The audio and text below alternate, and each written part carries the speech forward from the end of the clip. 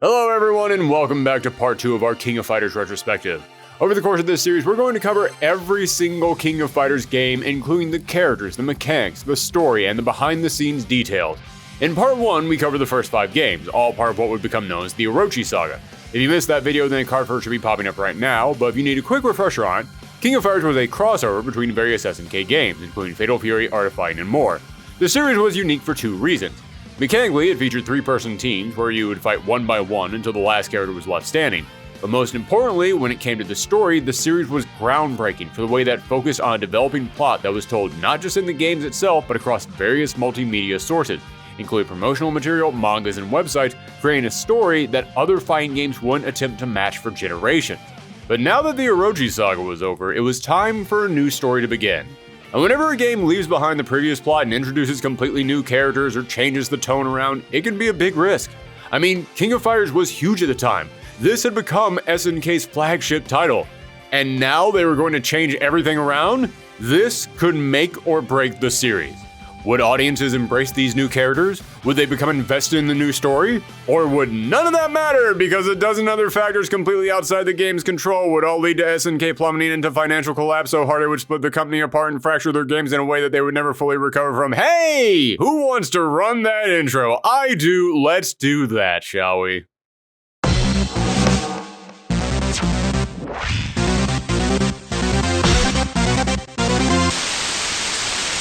It all began in 94, kept on rolling in 95, pieces were replaced in 96, it came to the hand in 97, now it comes, and here we go, KOF is here again, nothing's gonna stop, it's 1998.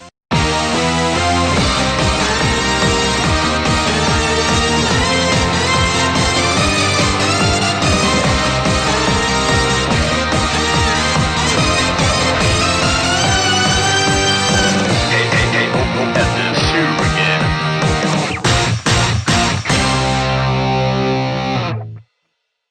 As the 90s came to a close, SNK was preparing to head into brand new territory with King of Fighters.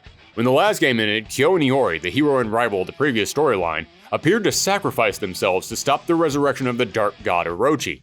And while, spoiler alert, Kyo and Iori would return as secret unlockable characters, originally SNK planned on getting rid of them completely. They wanted to start a brand new era with brand new characters and a brand new hero, and they wanted to leave everything from the previous games behind. And you can really see that in the tone and themes of this story. Now, I'll go into more detail about the story with each of these games as we get to them, but going into the NESTS Saga, you need some setup, because with the Aruze Saga, yeah, a lot of the smaller details were told outside of the games themselves, but if you just pick up the games, you'll still understand most of it. You start off small with you going up against some big bad guy, next game he has some mysterious power, next game you learn that was all because of this evil god Orochi, final game Orochi comes back and you have to stop him from taking over the world. Bam, done. Even if you don't know what Hikeshu is, you still understand most of this. The NESTS Saga? Oh boy. Like 90% of the story is not told in these games. If you just play the games, you'll have no idea who anyone is or what any of this means. Heck, in one of the games, the hero's ending features another character saying something very important that changed that character forever, and the game doesn't tell you what they say. It's just a flapping mouth with no dialogue. Want to learn what that vital information was? You better read those story excerpts on the SNK website or pick up a manga.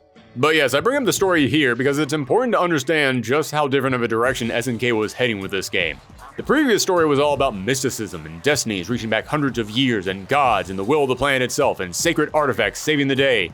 The NESTS Saga is about an Illuminati-style organization attempting to use an army of clones to take over the world. And where once there were magic rituals and sacred treasures and dark gods, now there were secret agents, high-tech military bases, and super science space lasers. And this can be seen in the design of many of the new heroes. Gone were the shonen-style protagonists of the last story, and in their place were darker, more edgy rebels. And I've heard from many people that the NESTS Saga is their favorite, and I think a lot of that has to do with these characters who felt so unique and a plot that is completely separate from the more mystic stories of the rest of the series. And hey, just speaking personally, when it comes to the story and these characters, this might actually be my favorite saga. But when it comes to the mechanics, yeah, not so much. We'll get to that later. For now, let's talk about the development of the NESTS Saga and specifically of King of Fighters 99 as we try and figure out why it had such a different look from the previous games. Well, the answer to that is a bit controversial, and to understand why that is, we first have to talk about a completely different game, Diraku Tenshi: The Fallen Angel. This was a fighting game created by a company called Saikyo, and it was directed by Mitsuo Kodama, who you might remember from way back when we were talking about King of Fighters 94. He's the artist who designed the Japan stage and sprinkled a dash of Akira references all over it.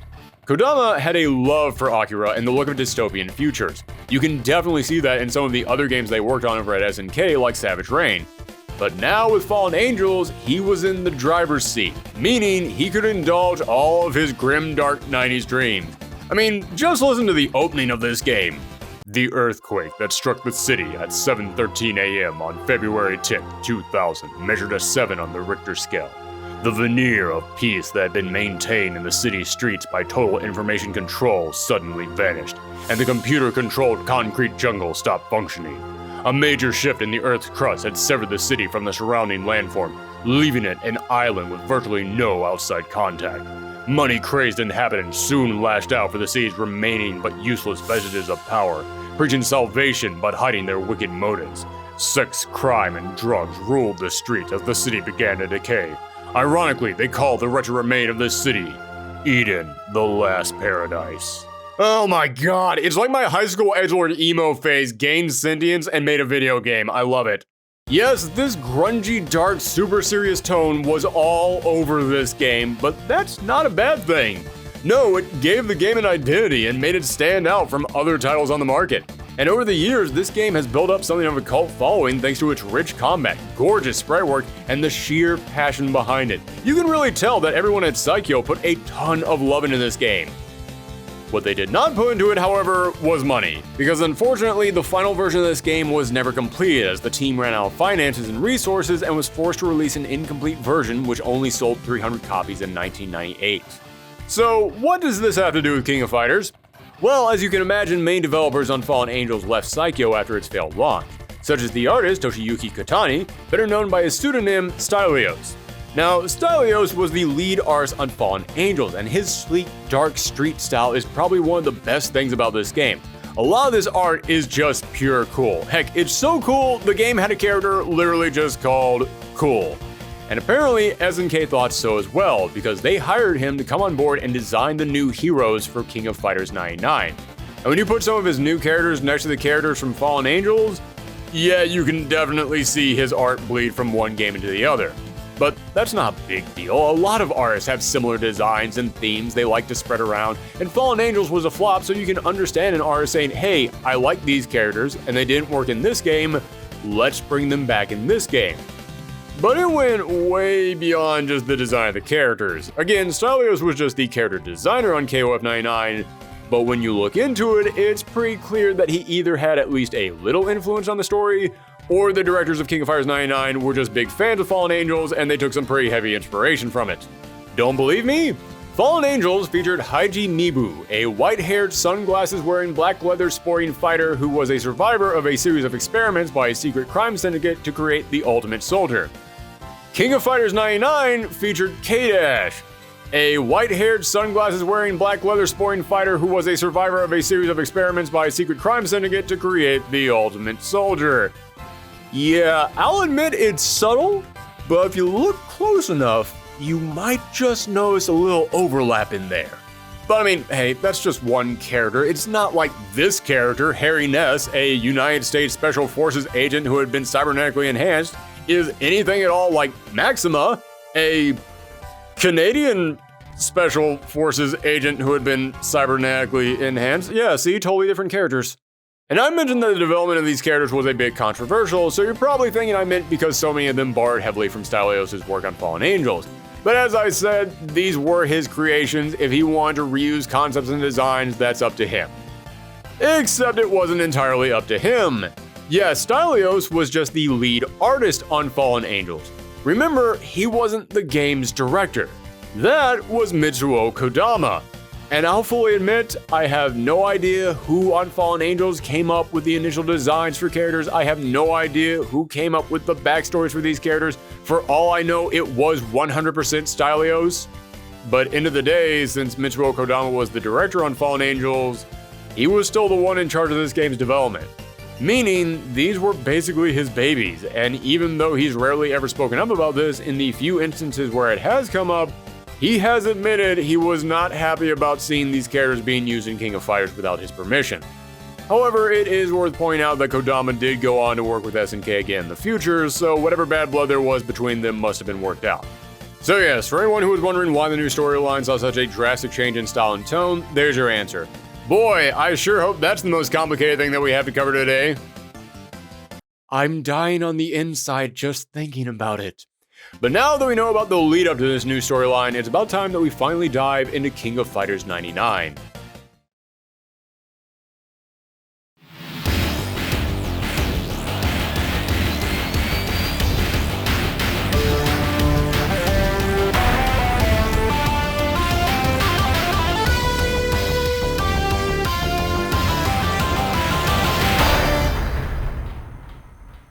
King of Fighters 99 was released on July 22nd, and when you start the game up, you can immediately tell something is different.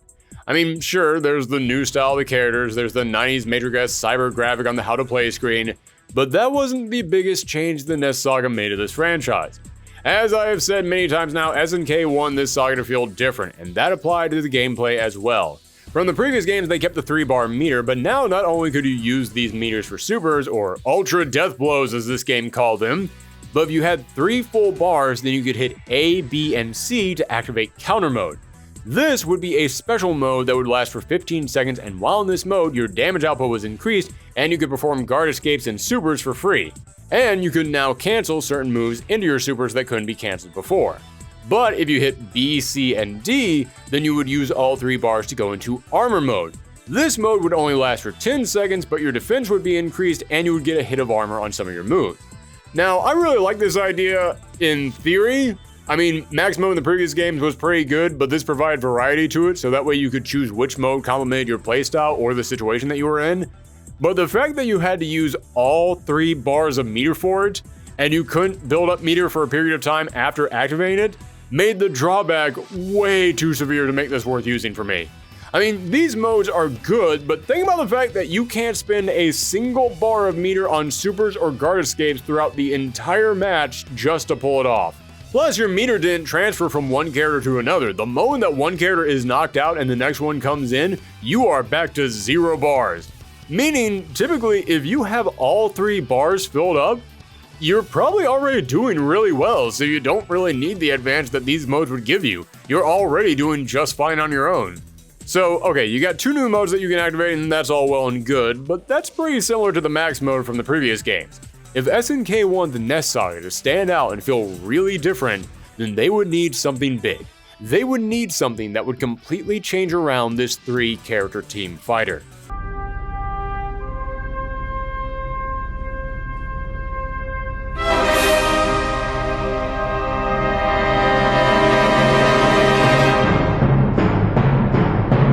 Yes, remember in part 1 where I said the 3-person team structure where you play as one character until you lose and then you swap out with your next character would continue to be the defined structure of the King of Fighters series?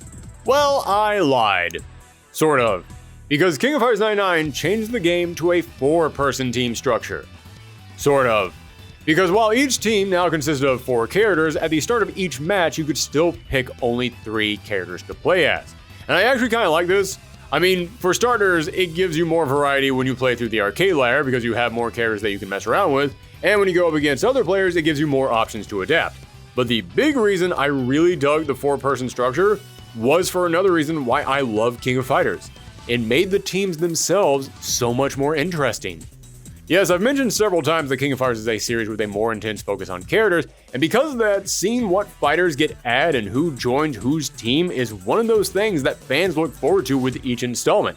It leads to unique interactions with some important development for these characters. I mean, this is a series where you're just as likely to hear someone say they want a character in a game because of how they play, as you are to hear someone say they want a character in a game just because they want to see how they would interact with the other characters on their team.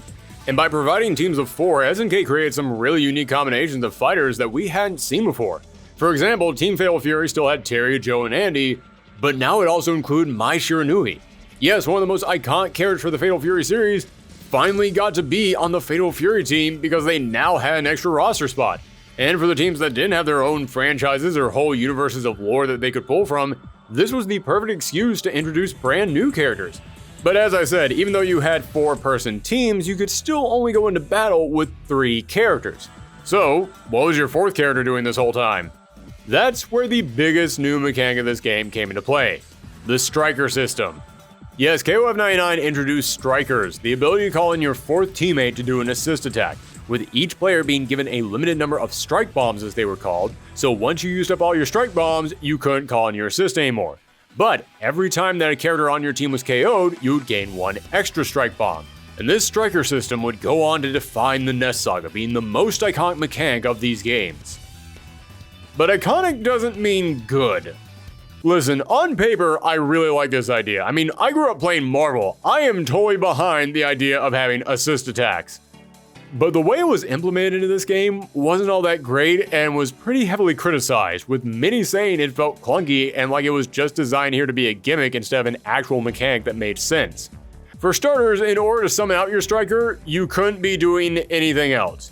You couldn't be moving, you couldn't be attacking, you had to have your player just pause and stop as they stand there and introduce the striker. It's like the game itself was stopping the whole match to make sure that you knew about this crazy new mechanic. And because you had to pause to summon the striker in, more experienced players would always see this stuff coming a mile away and would leave you wide open for them to punish. And the assists themselves were wildly unbalanced. Some of these were big, massive combos that you could add onto. Some of them were grabs that left your opponent wide open. But then others would just be one quick special or an attack that required your opponent to be at the exact right spot for it to even activate, means sometimes you would waste a strike bomb just to summon in your assist so that they would stand there for a second and then peace out. Oh, and as for how you'd activate your strikers, you had to hit the B and C button together. Okay, that doesn't seem like a big deal. If you're playing on stick, if you're playing at home on a controller, B and C are heavy punch and light kick. Meaning if you're using, say, a PlayStation controller, it's the X and triangle button. Not exactly the most convenient button placement. If you got big thumbs like me, you're just as likely to call in your striker as you are to mash all the buttons at once. So yeah, the striker system was not initially received very well. It was considered pretty clunky, which, in my opinion, kind of extends to the rest of the combat. Yeah, going from the smooth, clean King of Fighters 98 to this, 99 definitely feels stiffer. Commands don't flow together as well. Don't get me wrong, I don't think the game is bad, not at all, but whenever I see KOF fans rank all the games, 99 is always in the bottom half. As for how the game looked, well, there's still some really great bits of animation. SNK was always really good with their in-between frames, but I have to admit, I feel like the game was starting to look a bit dated. We were definitely beginning to hit the end of this generation of graphics.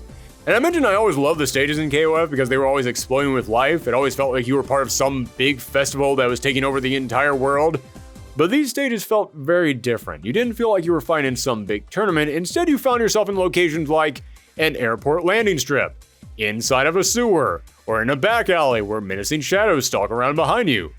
But honestly, I don't mind this. In fact, I think it works pretty well because, as I said, the NESTS Saga had a darker tone to it. It was meant to have a gritty style that focused more on espionage and secret organizations, and these new stages match that tone pretty well.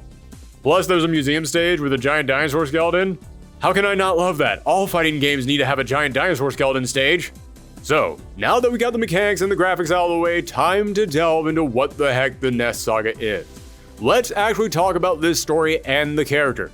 At the end of the Orochi storyline, Kyo, Iori, and Chizuru battled against the resurrected dark god Orochi, with Iori holding Orochi down as Kyo charged in for one final attack. Everything fades to white, and it looks like our hero and rival had died. But no! What actually happened is that they succeeded in killing Orochi's vessel, and Chizuru locked the spirit back away within the earth. After this, Kyo and Iori passed out, and while he was unconscious, a secret super sci-fi criminal cartel named NESTS snuck in and kidnapped Kyo. Which raises a very important question. What the hell was Chizuru doing during all this? I know Zealand Nagataway probably took a lot out of her, but did she just leave Kyo unconscious on the ground? Or did she see the NESTS guys moving in and she just said, this doesn't have to do with Orochi, this doesn't have to do with me, I'm just gonna mind my business. Anyway, NESTS kidnapped Kyo and experimented on him, creating an army of clones made from his DNA, because this was the 90s and apparently clones were big at the time. However, the clones might have had Kyo's power, but they didn't have his mind, nor his fighting ability. So NESTS decided to host the new King of Fighters tournament in order to collect the data on these contenders and transmit them directly to the Kyo clones who they had stationed around the world waiting for the order to attack. So, who were these competitors that NESTS had invited to their big elaborate trap? First up was the new hero team, made up of the returning Benimaru and Shingo, who were joined by the new characters Maxima and the hero of the saga, K-Dash. Yes, that is how you pronounce that, no I don't know why. Although I do know that they took his name from a clone character in the light novel Armored Trooper Votom's Blue Knight Berserker story. So that's something. And originally, when promo material for this game was being released in America, it referred to him as K-Prime. And yeah, K-Dash was the better choice. K-Dash is weird, but it does sound like something that could be a cool nickname. K-Prime sounds like a new brand of high-nutrient cornflakes. Now this team was formed because NESTS wanted to make sure that they got fighters with connections to Kyo to ensure that the clones could learn to fight based on those who knew him best. So they personally recruited Benimaru and Shingo to join two of their top agents. Maxima, a cybernetic special agent from Canada who tends to use his large bulky size to fight like a supercharged grappler, and K-Dash, an edgy aggressive man of mystery who has flame power similar to Kyo and was a clone of one of the top-ranking NESTS agents, Chrysalid. Or so he thinks, we'll get back to that later. And just speaking personally, I love K-Dash and Maxima. Or, more accurately, I love what they became, because in this game, they're basically just a pair of super serious badasses, but not much more than that. I mean, SNK was trying really hard to sell K-Dash as the cooler Kyo, and in the first game, that's about all we got from him. But King of Fighters is a series that isn't afraid to see characters grow and change, and K-Dash and Maxima are great examples of that. Don't get me wrong, K-Dash would always be a super edgelord, but he would slowly change into an edgelord with a heart. And throughout these games, he'd come to struggle with his identity and his past, and that actually gets explored really well in some of these games, and especially in the manga tie-ins. Also, I should probably bring up why he's got one red glove. It's because K-Dash was given his flame powers through NESTS implanting Kyo's DNA in him, but Kyo's flames will burn anyone not of the Kusanagi bloodline, which K-Dash is not. So, he was given a high-tech glove that allows him to produce his flames from there without burning himself. This means he can really only create short bursts from this one hand, but he combines that with his Jeet Kune Do to create a Rekka style of fighting where you do one input to create the short burst, but then you can hit an additional input to turn that burst into a projectile, into an uppercut, or more, making him a fairly unique character with a higher than average learning curve. And one last thing that's worth mentioning, I've never been able to find any actual word on this from anyone at SNK, but a lot of fans have speculated that they gave him Jeet Kune Do to be a reference to Bruce Lee, a man who also enjoyed his sunglasses and low-cut black shirts. As for Maxima, I felt nothing for this guy when I first saw him, and today he's one of my top 3 favorite KOF characters. He went from an all-business 90s action hero to being basically the dad of his team. He's a good dude who cares about his family of rebels, he's a tech genius, making him like the Tony Stark of this franchise, he's got a sweet tooth, and he likes to wear Hawaiian t-shirts on the weekends. You give me a big man in a Hawaiian t-shirt eating an oversized dessert, that is a character I want to play. Next up, as I mentioned, Team Fatal Fury now saw Terry, Joe, and Andy being joined by Mai Shiranui, and just to reiterate, I really like the idea of Mai on Team Fatal Fury. Not only is she an icon for the series, but she's also obsessed with Andy Bogard, so it feels like fate that the two of them would finally be on a team together. And I would be remiss if I did not mention the 5th member of Team Fatal Fury, Oogie, Terry Bogard's pet monkey who shows up in his victory animations, because I will use any opportunity I can get to bring up the fact that Terry Bogard used to have a pet monkey. Next up, Team RFine was now made up of the 4 previous members of that team all finally together. Ryo, Robert, Takuma, and Yuri. Although Robert did see a pretty significant change as he was now a charge character. And I understand not wanting a team of 4 Shotos altogether, but wow, going from traditional Shoto inputs to charge attacks was so hard to get used to. Then over on Team Women Fighters, King brought together Blue Mary, Kazumi Toto, and making her first appearance in this series, from Real Bout Fatal Fury, Li Zhongfei. She's an energetic rough and tumble tomboy who works at her family's Chinese restaurant, and she really loves to eat. Which I'm making sure to bring up here because it's what the majority of her team endings revolve around. But now we start getting to the brand new characters, the characters created specifically for King of Fighters. And to me, this is another important way in which the NESTS Saga was different from the Orochi Saga. It had a larger focus on original characters. Don't get me wrong, the Orochi Saga introduced tons of original characters as well, but after KOF 94, if a brand new character got created for that game, it was a character whose story related very closely to Orochi. They were a character who was important to the plot. But starting with the NESTS Saga, they could just start creating brand new characters that didn't tie into anything. They were just a new character for this world. You see, before this, KOF was still largely an SNK crossover game, but by the time KOF 99 rolled around, almost all of SNK's franchises were starting to dry up. According to the current head of SNK's fighting games, Yasuyuki Oda, Fatal Fury 3 in 1995 and Art of Fighting 3 in 1996 underperformed, and as the decade went on, SNK started to suffer from financial troubles. So they had to start dropping their lower performing IPs. So if they no longer had a lot of new titles to pull characters from, that means that they would have to create original characters. And to me, this means the NESTS Saga really helped KOF to split off and become its own thing rather than just a crossover game. First up, on Team Korean Justice, Kim, Chang, and Choi returned, but now they introduced the new character Jun Hoon, who was Kim Kap-won's friend and rival, both of whom had trained under the same master and had a firm belief in fighting for justice. Jun was intrigued by Kim's rehabilitation program and decided to tag along to study it. But as I mentioned, Jun is also Kim's rival, so he tends to criticize Kim's methods, believing that he can do them better. As you can probably tell from that description, Jun is fairly serious and dedicated to his teachings, but he's also a bit cocky. So much so, he literally fights the opponent with one hand behind his back to show off what a badass he is. But what you probably can't tell from that description is that Jun is also a massive fan of pop music and is obsessed with idols. Yeah, people rarely bring that up when they talk about him, but I love it. It's such a weird little character trait. Next up, the Psycho Soldiers return with Athena, Chin, and Sai Kinzu, but now Sai has mysteriously lost his psychic powers. And joining the team is a new character, Bao, a young upbeat boy who was shunned by his village because he was born on a cursed day, and he was beginning to exude some strange powers. Powers that appeared to be growing as Sai's powers faded. How mysterious. And that brings us to the final team, the Ikari Warriors, made up of the returning Ralph, Clark, and Leona, but don't expect Hydern to return in that final spot. No, the final member of their team is a brand new fighter called Whip, who, just like Leona in the last story, would go on to be one of the most important players for the NESTS Saga. Whip, whose real name was Sierra, was a child abducted by Ness and experimented upon to give her the ability to manipulate her specially modified whip, hence her codename. She was also raised to believe that she was Chrysalid's sister, but she escaped from Ness and joined Hydern's squad in the hopes of bringing them down. As for how she plays, she easily has some of the best range in the entire game, with normals that can hit all the way across the stage, and specials that are, let's call them memorable.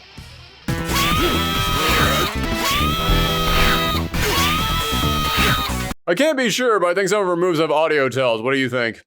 But before we move on, here's a fun fact about Whip. She was originally supposed to be introduced in KOF 96, but they decided to go with Leona instead, which means that in some alternate reality out there where things went differently, Leona would have been introduced in the NESTS Saga, and Whip would have been the one with the Orochi bloodline in her, causing her to run around like a cat. Yeah, that still would have been weird. Because of this, the designers decided to make Whip look like the polar opposite of Leona, giving her short hair to contrast Leona's long hair, and covering her from neck to toe to contrast Leona, who dressed with more revealing attire. Now, there were 2 more spots on the roster, although at a glance, you might be wondering why they appear to be the same person. This is Kyo 1 and Kyo 2. These, as you can guess, were some of the mini Kyo clones created by NESTS, and neither of them have any story-related content, no in-game endings, no backstory, nothing like that. They're just here because Kyo 1 fights like Kyo did in KOF 94 and 95, Kyo 2 fights like Kyo did in KOF 96 and 97, because SNK is determined to never let an old version of Kyo die. They had one game where Kyo couldn't launch out a fireball, and they said never again. Which of course brings us to the actual Kyo and Iori, who, as I mentioned earlier, were unlockable characters. And how did you unlock them? Get ready for the most complicated unlock method you have ever heard. To unlock Kyo, you would have to go into arcade or versus mode, then go to random select, then using the random select, you would need to get lucky enough to form a team made up of at least 3 of the following characters. Benimaru, K-Dash, Kyo1, Kyo2, Maxima, Shingo, or Whip. Then in Versus, you would have to win the match, or in arcade mode, you'd have to beat the entire game. Once doing this, you would get a portion of a code. Once the entire code was revealed, you would see a K on the title screen. And then, and only then, could you go back to the character select screen, hover over the random select button, hold down start, then press left, right, up, left, down, right. Then finally, Kyo would appear over the blacked out Kusanagi Sun logo. And as for Iori, same thing, except the team you made would have to be formed of at least 3 of the following: Athena, Bao, Jun, Kasumi, Kim, Leona, or Zhang Fei. Then, after getting his full code, an I would appear on the title screen, and then you would have to hover over the random select, press and hold start, and then hit right, left, up, right, down, left. You might be wondering, hey, why aren't you showing any footage of you actually doing the arcade ladder or getting the codes? Because did you hear that description? That sounds insane. I'm not doing that. No, I played this on the Arcade Classics collection where you can just go into the menu and turn secret characters on. Trust me, way better method right there. Now, in addition to being unlockable characters, both Iori and Kyo can serve as the game's secret final boss. But before we get to them, let's talk about this arcade ladder a bit. You might have noticed I talked far more about the story element of this game than I did with the previous games, because KOF 99 was leaning heavily into the story. As I said, you still couldn't really understand any of it unless you read all the tie-in material, but they still tried to structure the arcade ladder so it felt more like a story playing out rather than you just fighting a series of battles. For starters, you now only had 5 fights before you got to the boss, and speaking as someone who has spent weeks getting all the footage for these videos, yeah, that was appreciated. Having to fight 7 or 8 battles before I could just get to the boss in every single one of these games was really starting to eat up a lot of time. But as you make your way through the arcade ladder, you'll keep cutting back to Hydern, who throughout the NESTS Saga was taking on far more of a behind-the-scenes role, organizing his army to fight NEST rather than actually entering the tournament himself. You'll learn more about what NEST has planned as you go, getting the big reveal of Kyo's clones stationed all around the world, all leading up to a fight in the sewers before you board a giant elevator taking you down to a secret high-tech base like it's the 3rd act of a Resident Evil game. Also, I have to point this out, as you go into the sewer battle, you get a quick shot of each character doing their run animation, and I know it's supposed to be cool, but I can't help it. It always cracks me up. Takuma, why aren't you moving your arms, man? At the bottom of this ride, you find yourself in a futuristic lair where you meet Chrysalid, a man who I have mentioned many times throughout this video as the brother to Whip and the man K-Dash was cloned from. He challenges you to a battle, and honestly, he isn't that tough. Until you get to his second form. Then he tells you that he's gathered all the data he needs and he's finally finished downloading SNKBoss.exe, and he proceeds to burn his jacket off because, again, losing your shirt in King of Fighters is the ultimate sign that you're serious. And now he can kick up whirlwinds, he does huge flame attacks, he can grab you out of almost anything. I won't lie, this fight gave me some trouble. He's not the hardest boss in KOF history. Oh, we will get to that in this video. But he is easily in the top 5.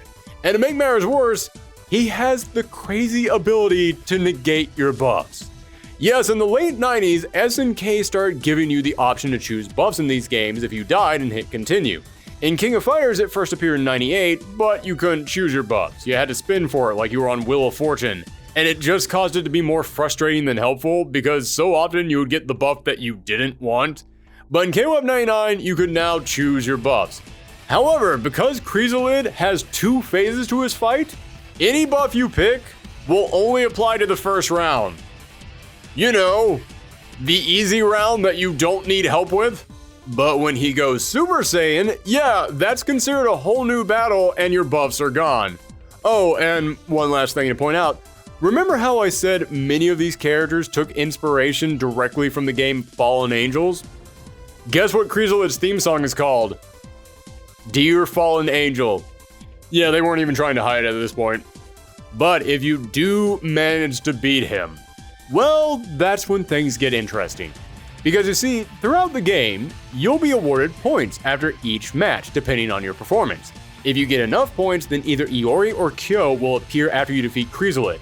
Kyo has been off on his own, looking to get revenge against Nest, and Iori has been off on his own, trying to find and kill Kyo. Yeah, Iori really only has one thing on his mind. Now, Iori looks the same, but Kyo received a massive redesign to represent not only the change in tone in the series, but also to show his own growth as a result of what NEST did to him. He went from a black jacket and white shirt to a white jacket and black shirt, and when you fight him, the match begins with him taking off his trademark headband and burning it. And this was huge. This is one of the biggest oh damn moments in the entire series.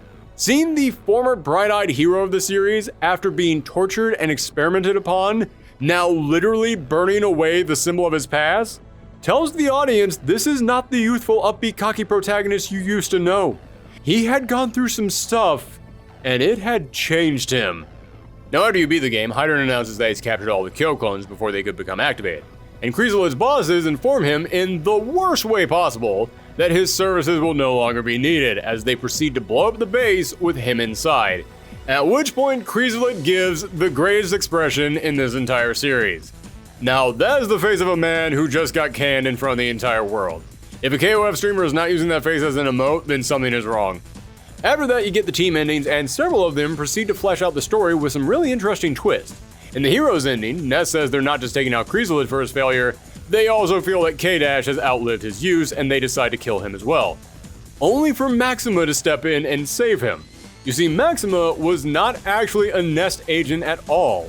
Maxima's friend Rocky had been killed by Ness, so he had his face and body cybernetically modified so he could infiltrate the evil organization, and now he was making his move to save K-Dash.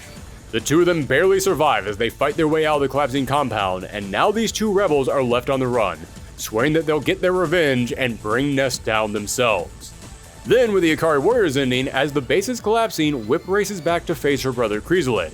But rather than trying to save him, she asks him if he remembers his father's face. When he realizes that he can't do it, Whip reveals what she had learned long ago. Chrysalid was not her brother, and K-Dash was not his clone. K-Dash was the original, and Chrysalid was the clone. God, this really is the Spider-Man clone saga, isn't it? Now, there's something else about these endings that's worth pointing out. This game actually had secret endings for two of the teams.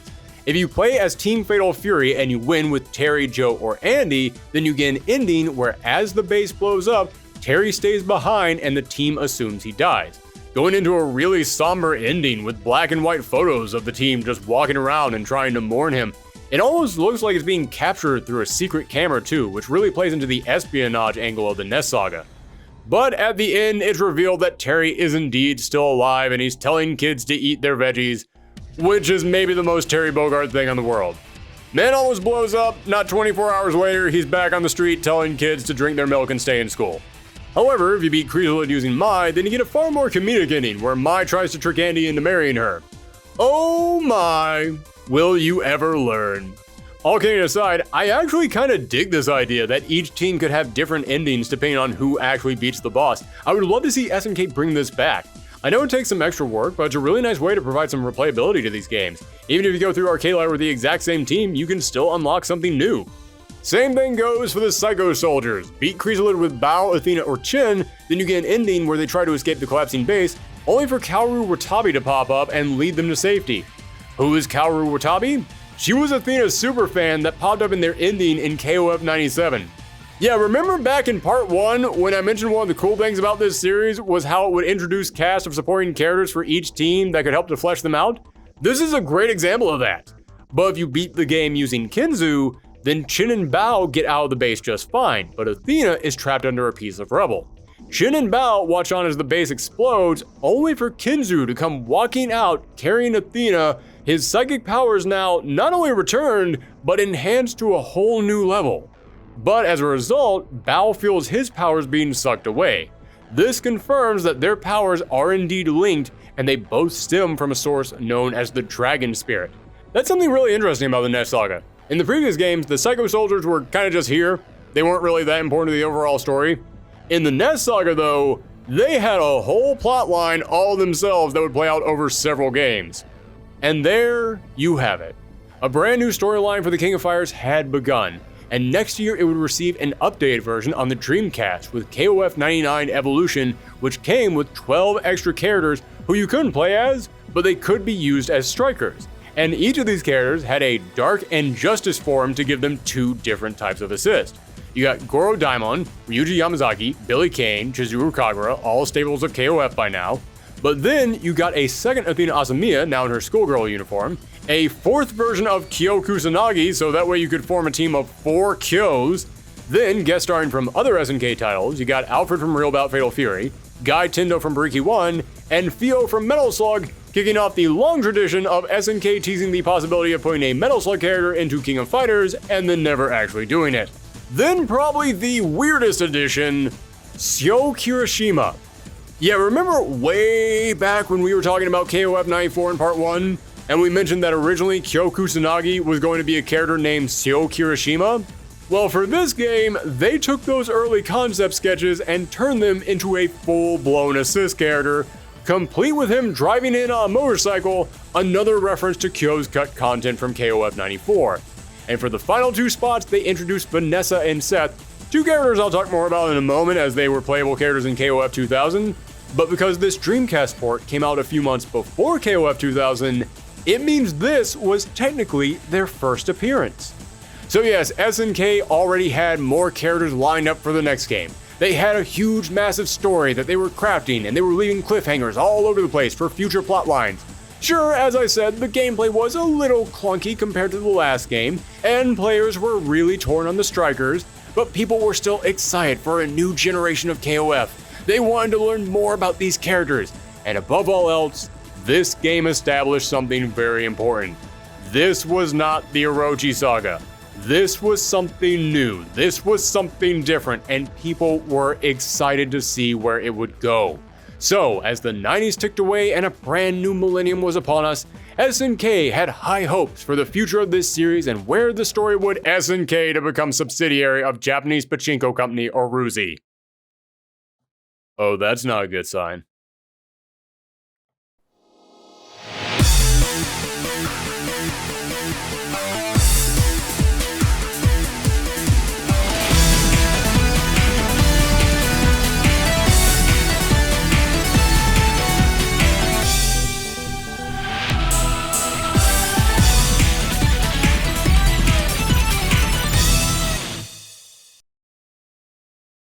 So, hey, you know how all this time I've been hyping up each of these games and talking really positively about them? Well, that's because I've been trying to capture the excitement that players were feeling. And the fans were excited. SNK was continuing to knock it out of the park for them. But behind the scenes, it was a very different story. You see, SNK had been bleeding money for a while now, and I've heard a lot of people try to pin this problem on one decision or another, but truth is, there were many reasons for SNK's financial troubles. For starters, SNK had seen most of their success from fighting games. They had kind of flooded the market with them. But in the late 90s, the arcade scene was starting to die down, and the arcade scene was where fighting games lived. Heck, even SNK's non-fighting game hits like Metal Slug were still games designed primarily for the arcades. So SNK was seeing their biggest market dying, and to their credit, they tried to expand into more single-player home-based games, none of which really worked. Did you know they made a weird RPG starring Athena? I've been sitting on that info for years and I've desperately been looking for an excuse to bring it up. Secondly, it was towards the end of the 90s that the video game landscape was starting to change. You see, SNK saw great success in Japan and many other countries around the world, but they never really caught on in the US. That was a market that they could just never crack. Well, around this time, video game sales in America, especially video games on home consoles, were going up. Way up. Meanwhile, in Japan at this time, game sales were starting to drop. I mean, it wasn't crashing or anything, but money was going down from this market. And the place where the money was now starting to flow was the one place on the planet SNK couldn't get a foothold. Next up, SNK's arcade cabinet, the Neo Geo MVS, had tech that was shockingly easy to pirate. I'll get into this a little bit more later, but SNK's arcade cabinets weren't built for individual games, but rather for cartridges that you could swap in and out. But SNK never really came up with a good copy protection program for these cartridges. It was super easy to just copy and spread them around, so even if you saw an SNK arcade cabinet out in the wild, SNK themselves might not actually have been making any money off of it. And lastly, according to Yasuyuki Oda, essentially SNK was just spreading themselves too thin and they were trying too hard to imitate other successful studios. He specifically called out the Neo Geo CD and the Hyper Neo Geo 64 for adding to their collapse because those two systems cost SNK a lot to make, and they were just inferior versions of other consoles, so nobody wanted them. which stinks because it means there are games unique to each of them that will never be ported to anything because of how poorly they sold, and because the Neo Geo 64 was such a weird console, it's next to impossible to even emulate games on there. So yeah, because of the changing marketplace and inferior hardware, SNK was suffering. Oh yeah, they also opened up a string of amusement parks that were huge money pits, including this one in Tokyo that featured an animatronic band made out of SNK characters. This is real, and I can't imagine why nobody wanted to pay to see this thing. And so, in January 2000, after several years of declining sales, SNK was purchased by Aruze, a Japanese company that specifically made pachinko machines, and they were arriving to save the company. Much in the same way that a vulture arrives to save an injured animal in the desert. Yes, they announced that they would be launching a whole line of pachinko machines based off of SNK games, and that was it. They had zero plans of making anything else. Luckily, King of Fighters 2000 had been in development since July of the previous year, so they couldn't exactly cancel a game halfway through its development.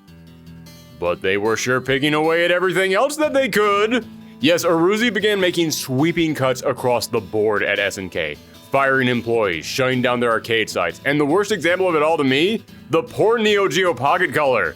These days, most people think the Neo Geo Pocket Color failed because it wasn't able to compete with Nintendo, and while yeah, the Game Boy did consistently outsell it, it was still making a profit for SNK. A profit from outside of the arcades, a market which SNK desperately needed. But it wasn't a pachinko machine, so Aruze forced them to terminate it after only 1 year. Yeah, these were not cuts made just because SNK was low on funds. Aruze was flat out trying to sabotage the company. And then the big shoe dropped. Only a few months before KOF 2000 released, Aruze closed down all of SNK's American and overseas branches. To say this was bad would be an understatement. The only hope that SNK employees had was that their bosses, who still had some pull at the company, could step in and stop Aruze. Oh wait, that's right, I forgot. Their bosses left the company earlier that year, leaving all the employees to fend for themselves. Because that's the type of story this is turning out to be. Yes, this was the first time in the game's history that the producer and founder of KOF, Takashi Nishiyama, was not on the development team. As in March of 2000, he actually left the company and founded his own studio, DIMPS, which would go on to be involved in several big-name titles, including Street Fighter IV, which reunited that series with the man who helped to create it. They would also go on to make The Rumblefish, which I am really only mentioning right now so I have an excuse to play this title screen. The Rumblefish. The Rumblefish. Oh, I can't wait for the day we get to do a retrospective on Rumblefish. It's just going to be an hour of me playing that one screen over and over again. But Nishiyama wasn't the only major face at SNK to leave around this time.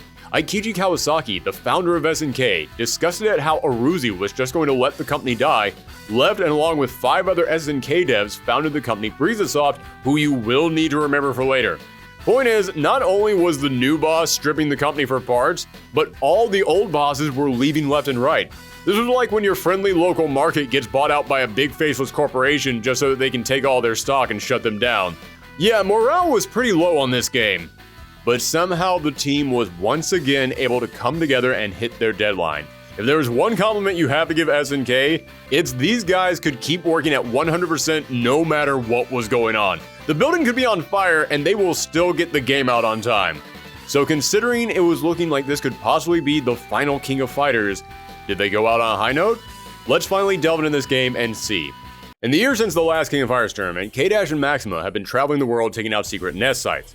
Hydern has been following them and has been convinced by his longtime friend Ling that these two are really terrorists and they have to capture K-Dash and Maxima as they hold the key to finding Nest.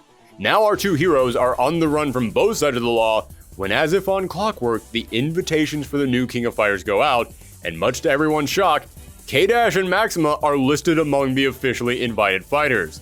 The two of them know this has to have something to do with Nest. It's too suspicious, so they decide to investigate it, and they're contacted by a mercenary named Vanessa who says that she can use this tournament to help them take down Nest. What they don't know is that Vanessa was really an agent working for Ling in an attempt to bring these two in. And she wasn't the only one. Ling had another agent working under him named Seth, who had set out to investigate a League of Assassins known as the Hizoku, or in English known as the Flying Brigands. The leader of the Hizoku, Ron, has left the organization to join up with Nest. Seth finds another member of the Hizoku named Lin, who is also trying to track down his former master, and together the two of them team up with Seth's old friend, Benimaru, to form their own KOF team. This is a great example of how much more story-focused the NESTS Saga was, because not only did they have this huge Illuminati-style criminal organization trying to take over the world, we now got a subplot revolving around a Raj Al Ghul-style League of Assassins. Oh yeah, and there's also the whole Kinzu Dragon Spirit thing going on. Geez, this wasn't a story mode, this was a universe. But that was the setup for the major element of this story. So, who was joining the battle this time around? Well, there was Team Hero made up of K-Dash, Maxima, and Vanessa, as well as Vanessa's old colleague Ramon. Vanessa is a boxer, and she's easily my favorite boxer in any fighting game. Heck, for that matter, she's one of my favorite female characters in general in fighting games. She's confident, she's clever, she throws down with amazing sprite work. SNK was great at putting so much personality in their sprites, and the fact that Vanessa hits her opponent so hard, she actually makes her own hand sting, I love that. Seeing that little bit of animation made me go, oh, this character is cool. Also, so many fighting games try to make all their female characters young, energetic high schoolers or in their early 20s. Vanessa was in her 30s, she was married, and she had a kid. At this time, and hell, even still to this day, it is rare to see a grown, mature woman being introduced as a brand new fighting game character, and I think it's another reason why Vanessa stood out. In fact, that was one of SNK's goals with the NESTS Saga: create more characters for all age ranges. So they made sure to introduce plenty of new young characters, but they also made sure to make Vanessa, Seth, and Maxima to appeal to the older audiences. And she wasn't the only one made to appeal to a specific demographic. As I said, she was joined by her partner Ramon. Now, I like Ramon a lot, and not just because he too is madly in love with Vanessa and I find that relatable. Ramon is cocky and he's exploding with energy. He's a wrestler who loves to hop up on the ropes and hype the crowd up. He is a showman through and through. But Ramon was made specifically to appeal to Mexican audiences, which is something that we have to talk about with King of Fighters, and this is easily the best opportunity I'm going to get to do that. King of Fighters and SNK in general, as I said, they didn't do that well in the US or in the UK, two decent sized markets at the time. But they did well in Japan, they did well in China, they did well in South Asia, but they are a religion in Mexico. In fact, you know what? It's not just Mexico. King of Fighters is one of the biggest fighting game franchises in all of Latin America. And the KOF community knows this. If you go to a KOF tournament, you're going to see Latin America flags all over that audience. And why is this? Why was King of Fighters so popular in Latin America? Well, the answer all comes down to money. In the 80s and 90s, the taxes on importing anything from Japan to these countries was insanely high. Meaning, if you ran a shop in Mexico and you wanted to import a Street Fighter 2 cabinet, it would cost you an arm and a leg, only for a new version of Street Fighter 2 to come out the very next year? It wasn't worth it. However, SNK had a different strategy when it came to their arcade machines. They didn't make unique cabinets for every single game. No, instead, they would make this one standard big red box, and the games themselves would be individual cartridges that were much smaller and immensely cheaper to buy and ship. So in these countries where taxes were making importing full cabinets next to impossible, these swappable cartridges now provide vendors with a way to have a wide selection of constantly updated games. This means for an entire portion of the world, King of Fighters and SNK games weren't just replacing Street Fighter or Mortal Kombat and Tekken. No, they were replacing pretty much all arcade games. So for having their backs for all these years, SNK wanted to celebrate this audience by creating Ramon. Next team was Team Benimaru. Yes, after all these years of being the supporting character for the game's protagonist, Benimaru finally became the leader of his own team. As I said earlier, he was joined by Seth, a big heavy-hitting secret agent, and Lin, an assassin who fought with quick jabs and poison, and filling out that fourth spot was the returning Shingo, who I can only imagine must feel very out of place with a team made up of secret agents and assassins. This guy went from being the goofy fanboy of the series to now working side by side with actual killers. This poor kid was in way over his head. Next up, Team Fatal Fury returned with Terry, Andy, and Joe, but now Mai was swapped out with Blue Mary, and just like how I said I was happy to see Mai finally join Team Fatal Fury because she was a big part of the series and seeing her and Andy together just made sense, same goes for Blue Mary. She's a big character from these games, and her and Terry should have been on team long ago. It just makes sense. Team Art of Fighting was now Ryo, Robert, and Takuma, but Yuri was gone and in her place was King, the first time that she ever left Team Women Fighter. Team Ikari Warriors remained unchanged from the last game, as did Team Psycho Soldier and Team Korean Justice. And lastly, Team Women Fighters saw some pretty significant changes as Mai was now the leader, and she'd assembled together a team of Yuri, Kasumi Toto, and a brand new character, Hinako Shijo, a young shy high school girl who looked small enough that a gust of wind could blow her away, and yet she was an expert sumo wrestler. I guarantee you, if you did not already know who this character was, you had no idea how that sentence was going to end. Yeah, her fighting style might contrast her appearance, but there's a reason for that. Originally, she was going to be a brash, aggressive tomboy who also used sumo, But the designers ended up hating this idea, so instead they decided to take her in the exact opposite direction and decided they wanted to make her as fancy and dainty as possible, but still have her be a heavy-hitting sumo wrestler. She is one of the most interesting concepts for a character created during this saga, and it's probably because of that she built up such a sizable fan base. Now, once again, Kyo and Iori were entering as single-entry fighters, but there was one other playable character that you could unlock. You see, like in most King of Fighters, there would be a sub-boss that you would fight before reaching the final boss, but the way this sub-boss was implemented was very different. Just like in the last game, you would get points based upon how well you did, and if you got enough points after a match, then the sub-boss would appear. It wouldn't even matter if you were at the penultimate fight, you could still have multiple matches left before you reach the final boss. The sub-boss would just appear to interrupt the tournament. That sub-boss? Kula Diamond, making her first appearance in the series. Kula was another experiment from NESTS. She was a young girl who had been kidnapped, had her mind wiped, and been experimented upon to gain ice powers. She had been designated as the Anti-K program, as her powers were designed specifically to defeat K-Dash, effectively making her the rival of this saga. This would become a tradition for the King of Fighters, as each new hero would get a rival introduced in the second game in the saga. Now here's something I find interesting. Kula had a robot partner designed to go on missions with her named Candy. Then she was looked after by two NEST agents, Diana and Foxy, who acted almost like mothers to the young super weapon. Now, this is just pure speculation on my part, but it really feels like they might have originally intended for this to be their own team, but in the end they only had time to add Kula. I've looked into this and I can't find any information on it one way or another, but the fact that they made sure to give Kula her own built-in 4-person team really does make me wonder. Now, as you proceed through the story, you keep getting shots of Hydron and Ling watching the fight, but eventually Ling reveals that he isn't Ling at all. The real Ling died before the tournament even began, and he had been replaced by a clone of a man named Zero, the true mastermind of this year's King of Fighters. Fun fact, Ling is actually how you pronounce Zero in Chinese, means Zero infiltrated Hydron's base disguised as a man named Zero. Now, Zero was a high-ranking NEST agent who was in charge of the Kyo cloning experiment and was even the one who ordered Krizolith's death in the last game. But after the whole Kyo cloning program flopped, he decided, you know what, I'm done with NEST, and I'm going to fight back and bring them down. Hooray! That's good! Oh, wait, he's actually doing it because he wants to take over the world and rule it himself. Ah, yes, that's actually much worse. So yes, the true mastermind of this year's KOF wasn't a member of NEST, but a former member who was now trying to take down both the heroes and the villains. And how was he going to do that?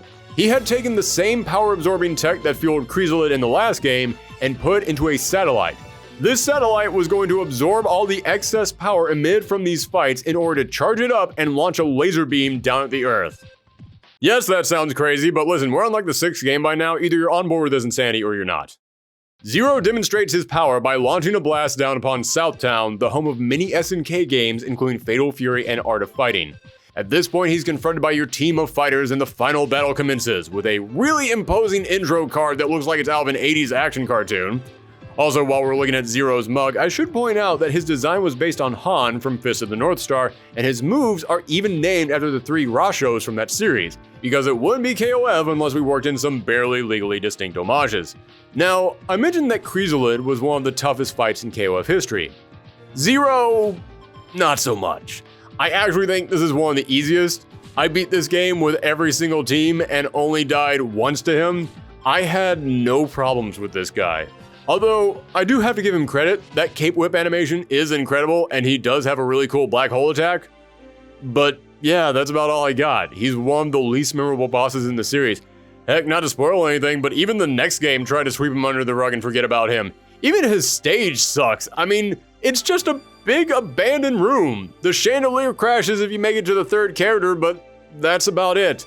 And heck, the room is so big that it doesn't even feel like the chandelier is hurting anything by falling. Just sweep that thing to the side and you're fine. And it's a shame because I actually think most of the stages in this game are pretty good. The aquarium looks cool, the construction site with the bulldozer bursting through in the background at the start of the match is a great touch, and I have to applaud the fact that the wharf and factory stages have frozen variants in case you fight Kula on them. It's a shame that the final stage just feels so lifeless. Now after you win, Zero tries to fire the cannon again, only for it to have been sabotaged, so the fake Ling Zero duplicate tries to fire it off on his end, but Hydron is able to stop him. Now, if you play through the game normally, then you'll have no idea why the cannon didn't work. But if you manage to get a high enough score to fight Kula, then it will be revealed that she's the one that sabotaged it. The cannon then starts back up on its own and fires again, but this time it's aimed directly at Zero himself as the heroes try to once again escape from the collapsing base. If you play through it with the Ikari warriors, then once again Whip goes back to Zero before he dies, only for him to reveal something that shocks her and she ends up killing him. Although that last part was cut from the English release. As you can probably tell, these endings continued the darker tone of the NESTS Saga. Heck, in Benny Mar's ending, Lyn is confronted by Ron, only for Benny Mar to jump in and try to kill Ron first. Yeah, the lighthearted, charming buddy-buddy sidekick from the previous games tries to electrify someone to death in his ending. If that doesn't let you know how much darker the NESTS Saga was, I don't know what will. Even the usually goofy, lighthearted Psycho Soldiers turns grim, as Bao sucks up the blast from the Zero cannon, looking like he's going to die, only for Kinzu to absorb the power out of him, effectively regaining his psychic abilities thanks to the Dragon Spirit. They're not all darker though. Heck, one of the craziest ones has to be the Art of Fighting team ending, where Taguma actually deflects the blast from the Zero cannon single-handedly so he can save King, who he says is going to have Ryo's kid. And boy, you want to talk about a plotline that never came back. 20 years later and Ryo and King are still in the will they won't they phase. But all in all, I think KOF 2000 has some of the best endings in the series, and not just because I love the artwork in them, but because so many of them were so memorable. The only one I really have a problem with is the Fatal Fury ending, because once again, it looks like Terry dies in the explosion, which would have been effective, except that's exactly what they did in the last game. And there's like zero mention at all in their ending that Southtown, their home, the place most closely associated with the Fatal Fury fighters, was destroyed. This could have been a great emotional moment for the team. And there's nothing. Heck, they barely even acknowledge what happened to Southtown in the next game. This was a huge opportunity to have a major life-changing event in this series, and they just kind of dropped it. I almost have to wonder if they decided to destroy Southtown this game because they didn't think that there would be a next game. Remember, it was very clear to everyone working on this game that SNK was slowly going under, and this could very well have been the final KOF game. So, why not end it with the destruction of the city where their very first fighting game took place? In a way, it would kind of be some perfect symbolism for what was going on in the company, a big sunset moment for the entire series.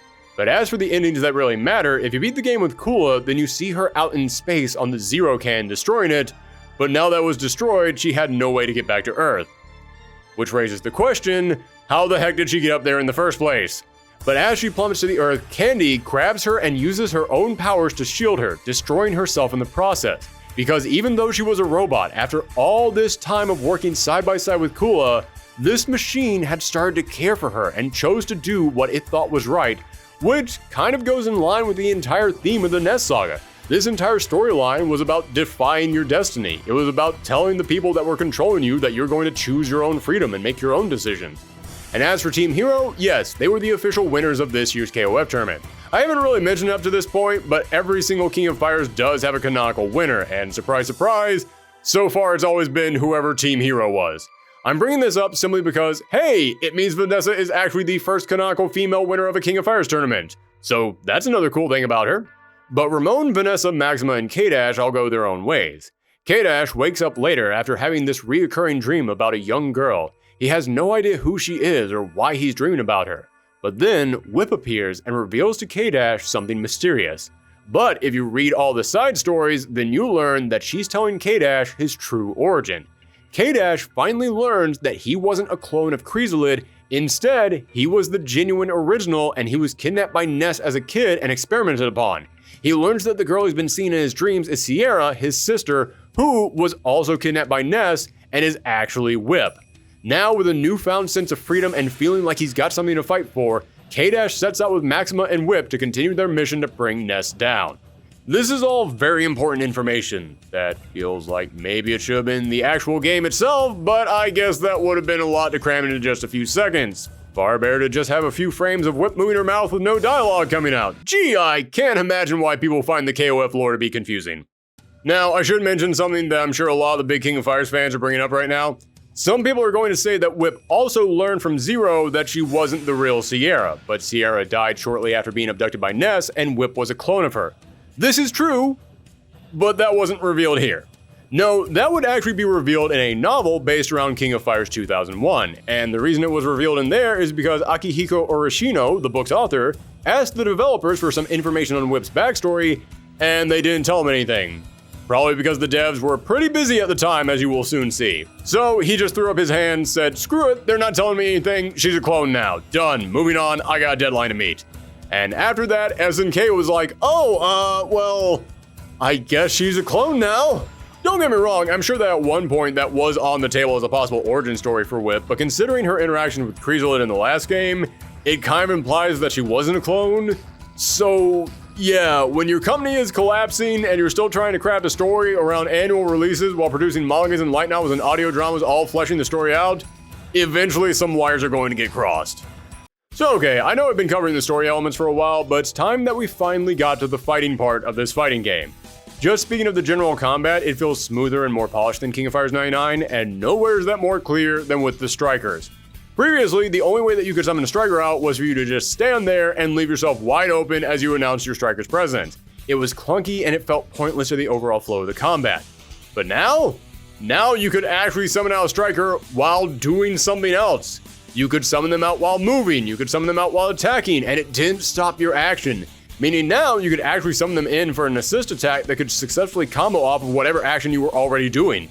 Sure, some of the moves were still unbalanced, but this felt so much better than the last game. This actually felt like an interesting mechanic that could lead into some good combos if you knew what you were doing. Which of course I don't, I'm bad at fighting games, you all know that, but this made me feel like I could do something cool if I did know what I was doing. But here's where it got really nuts.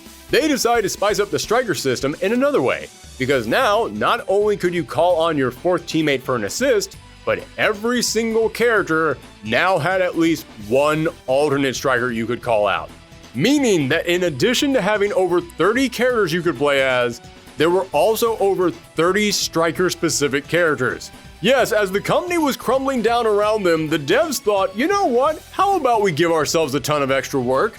But hey, I get it. As I said, everyone was pretty sure SNK was going under, and many of these alternate strikers were characters from other SNK franchises. So it was pretty clear that they were adding all these additional characters into this game because this could very well have been the end of this company. So this was kind of their last chance to really celebrate the history and catalog of SNK. And so, ladies and gentlemen, I now present you with the alternate strikers from King of Fighters 2000. Or as I like to call it, the thing that is going to take up way too much time in this already super bloated video. K-Dash's alternate striker was another K-Dash. This was an alternate design for K-Dash that wasn't used, but many fans like to theorize this is what K-Dash would look like if he had never been experimented upon by NESTS. Maxima's is Rocky, not his friend Rocky, but a different Rocky, which was a robot from the beat-em-up game Robo Army. Ramon's is Duke Edwards from the beat-em-up Burning Fist. Vanessa's is Fio from Metal Slug. Benimaru's is another Benimaru, again this was an early scrap design for Benimaru. Shingo's striker is cosplayer Kyoko, an original character made just for this game, and basically the idea is that like Shingo, she's another huge Kyo fan who likes to cosplay as him, and the crazy thing is, this was not her only appearance. She would go on to appear in the background of stages in later games, she would be a transformation for Kyo in SVC Chaos, and she was a scrapped playable character for SNK Heroines Tag Team Battle. I can't believe I have had to mention that game twice now within the span of this retrospective. Lynn's striker is Aiji Kisaragi, Seth's is Goro Daimon, Terry's is Geese Howard, Andy's is Billy Kane, Joe Higashi's is Duck King, and Blue Mary's is Ryuji Yamazaki. Those were fairly simple, let's get weird again. Ryo's striker is Kaede from the super underrated SNK fighter Last Blade. That game is great and we will totally do a retrospective on it one day. Robert Garcia's is another Robert, who, unlike another K-Dash and another Benimaru, was not an early design for Robert, but instead is Robert in a gi who taunts because he is actually a reference to Dan Hibiki from Street Fighter, because Dan Hibiki from Street Fighter was made specifically to make fun of Ryo and Robert Garcia. King's striker is King Lion, the villain and one of the bosses from Savage Rain. Tagama's striker was Guy Tendo from Bariki 1. The Ikari Warriors all got Orochi themed strikers, with Leona, Ralph, Clark, and Whip getting Ganet, Yashiro, Shermie, and Chris respectively. Athena got Gaz Athena, the character from the original adventure game Athena, who of course served as the inspiration for Athena. I hope that wasn't too confusing. Sai Kinzu's striker was Psycho Soldier Kinzu, a version of Kinzu dressed to reflect how he looked in the original Psycho Soldier game. Bao's striker was Kaoru Watabe, who finally stopped cheerleading the Psycho Soldiers from the side and actually jumped into the fray now. And Chin's striker is Bai Tang, a panda bear who befriended Bao. Why is he not Bao's striker then? Because Chin hates panda bears, so the devs thought this would be funny. On to Team Women Fighters. My striker is Chizuru Kagura, yours is Nakaruru from Samurai Showdown, Kasumi's is Li Zhangfei, and Hanako's striker is Lily Kane, the sister of Billy Kane, who was constantly being referenced in the Fatal Fury storylines, but this was actually the first time that she ever had a sprite made for her and got to actually appear in a game and do something. So, that's pretty historic. Kim Kap-won's striker is Kim Soo-il, a detective from the Savage Rain sequel Kizuna Encounter who fought with some of Kim's moves. Chang and Choi's strikers were Kim Dong-hwan and Kim Jae-hoon, Kim Kap-won's two grown-up sons from Gaoro Mark of the Wolves, and Jun's striker was Kang Bai-dao, who was kind of an original character. Sort of like how Seo Kirishima was the original character who would go on to become Kyo Kusanagi, Kang Bai-dao was the original character who would go on to become Jun. Speaking of Seo Kirishima, he's Kyo's alternate striker, and Iori Yagami gets Mature and Vice. And lastly, Cool and Diamond gets two strikers, Candy and Fox. Whew. Okay. That was a lot. Thank goodness that's over.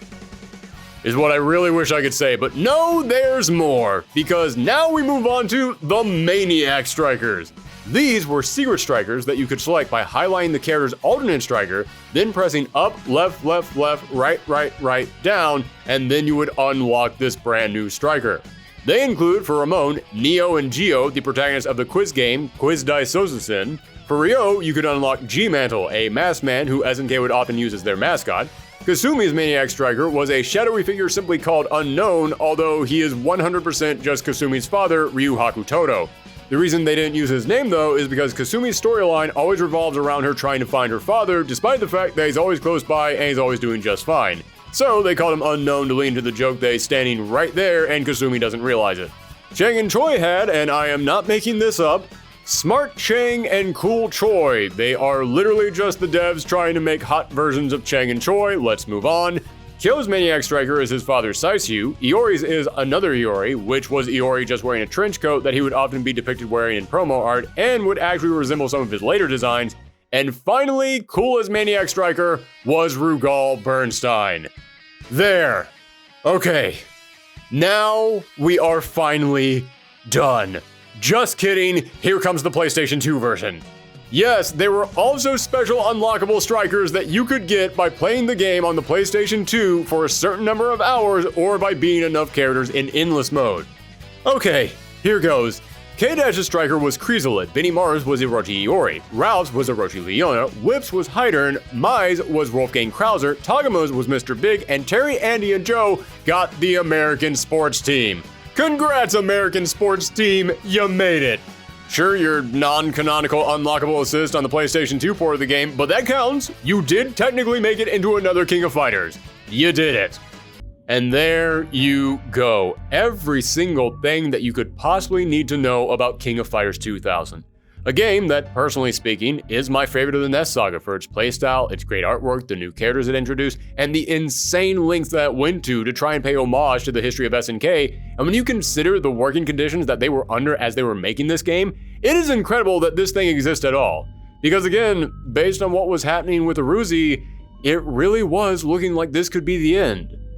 But considering how much more time is left in this video, you all know that's not the case.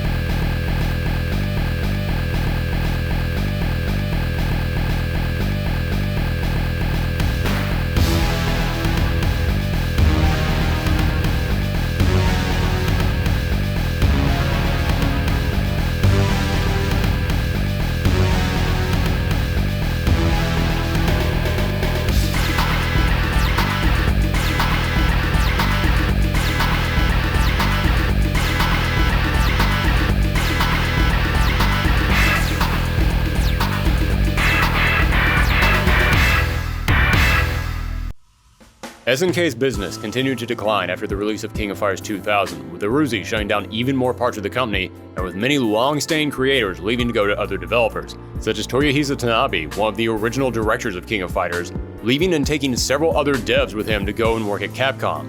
At this point, almost nobody was left at the company, and SNK would officially file for bankruptcy on October 22, 2001, closing its doors by the end of the month.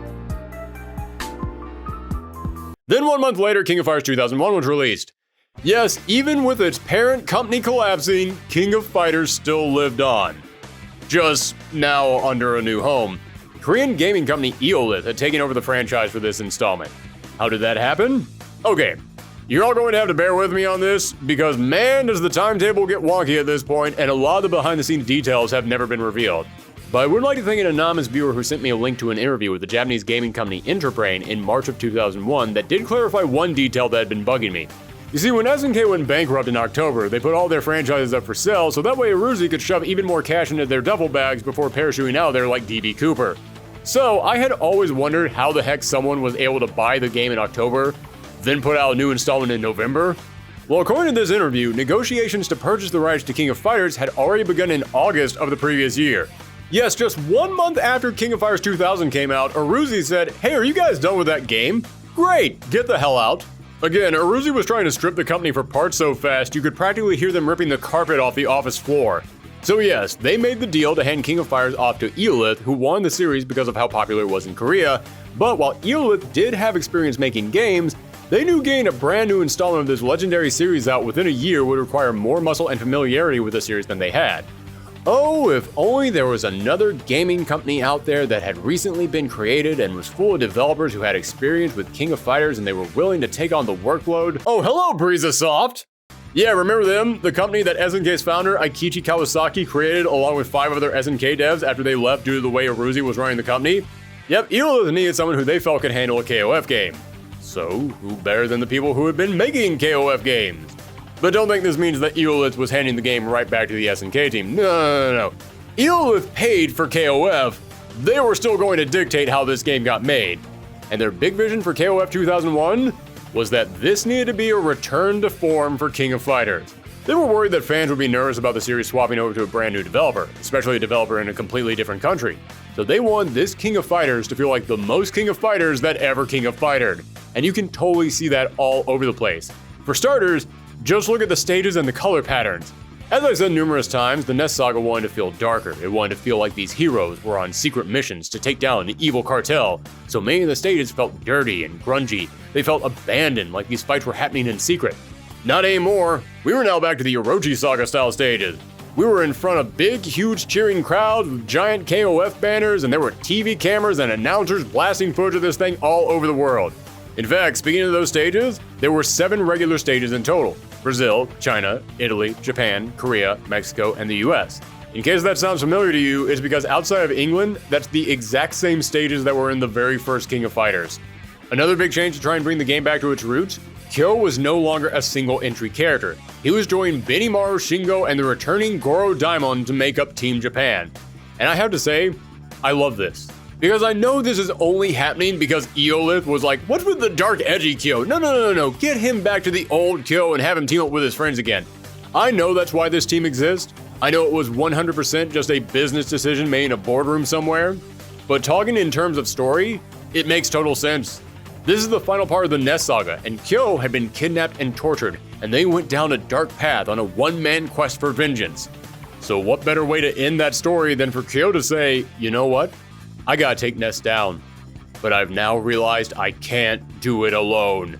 I gotta get the band back together. Seeing the dark, angry loner Kyo realizing that after all this time he has to turn to his friends for help is the perfect way to end his arc in this story. And it only happened because the new boss said, I like old Kyo better. And those aren't the only demands that Eolith made. They had several other requests relating to individual characters, but we'll cross those bridges when we come to them. Now, I know I've been talking about this game with a lot more positivity. I've got some hope in my voice. The evil old Aruze is gone, and now the SNK devs are working on their game again. Everything sounds like it's going to be just fine, right? Well, if by just fine you mean the game got made, then yes, the game exists. But this was still a maddening dash to the finish line for this team. In an interview for King of Fighters' 10th anniversary, animator Chikaru Yamazaki, who had been with this game since the start, was asked what was the worst experience with this series that you had, and without even thinking about it, he said, King of Fighters 2001. We didn't have the staff. What did they expect me to do with so few people? I was really on pins and needles then. Yes, as I said, Breezasoft was made up of older SNK devs. But not all of them. This game was made with a bare bones team and everyone was working to cover for the missing staff. You wanna know how bad it was? As I said, Chikara Yamazaki had been with this series since the start as an animator, and on average, he would animate about 3 characters in each game. Sometimes more, sometimes less, but typically he'd be in charge of around 3 characters. In King of Fighters 2001, he had to animate 12 characters. Dear God, guys, I have had to work a lot of crappy jobs in my life, but even I have never been asked to do quadruple my regular workload in the same amount of time. Yes, many of the old staff members were gone, but probably the largest absence from this game was Shinkiro. The legendary artist who had been the face of King of Fighters since the very beginning was not on this game, and instead he was replaced by Nona, an artist who was mostly known for his work on Fatal Fury Real Bout. And this shift was subject to much debate in the KOF community. Because, let's be honest, it doesn't matter who you are, it doesn't matter how good you are, Shinkiro was a legend, so anyone replacing him would have been met with a lot of scrutiny. But even then, Nona's art is very exaggerated, and hey, I personally love exaggerated art, and I think that a lot of the official character designs Nona did and the promo art for this game looks fantastic. But when it comes to his in-game art, yeah, some of it doesn't look that great. I mean, Leona, what's going on with your arm? Are you okay? But despite the change in artist, despite the smaller dev team, despite the change to a completely different company, and with barely over a month left in the year, King of Fighters 2001 was able to be completed and released to the world. So, how did the NESTS Saga wrap up? Well, the story this time is thankfully much simpler. NEST decides they're going to host the King of Fighters tournament again in order to try and bring all their enemies together into one place to finish them off for good, and they're even putting together their own team to take on the other fighters. And that's pretty much it. The most depth this story really has is that the official plot synopsis mentions that many people are calling for KOF to be banned after Southtown was destroyed, but that never really comes up in the actual game, and every single stage is low with people screaming, "Yes, we love King of Fighters! More King of Fighters, please!" So yeah, it kind of seems like everybody's just cool with another King of Fighters being hosted. Yeah, when it comes to the story, they were playing things pretty safe this time around. But when it comes to the gameplay, they threw a crazy new idea into the equation. There were still 4-person teams, but now, for the first time ever, you could choose how many people were actually on your active team. You would select 4 characters for your team, then before every match, you would choose how many characters you wanted to fight and how many characters you wanted to serve as strikers. So, if you wanted to go into the match with 3 characters and 1 striker, you could do that. Or you could go into the match with 1 character and 3 strikers. Heck, you could actually have no strikers and a full 4-person team. And boy, did I hate this. Okay, maybe not hate, that's a little bit too strong, but yeah, I really did not care for this. And I feel like I should like it because it's similar to how you can build teams in Capcom vs SNK 2 and Skullgirls, and I love those games. But this game just doesn't make it work for me. For starters, the fewer characters that you have on your team, the stronger they'd be, which makes sense. But I found that just having 1 character on your team, combined with the life that I would gain back after every single victory, was all I needed to win most fights. And secondly, you no longer had a limited number of strike bombs that you would use to call out your strikers. Instead, you would have to spend a bar of your meter to summon out your striker, and personally, I didn't really think that many of these strikers actually felt good enough to warrant giving up an entire bar of meter. And worst of all, speaking of your meter, the more characters you had on your team, the fewer meters you had access to.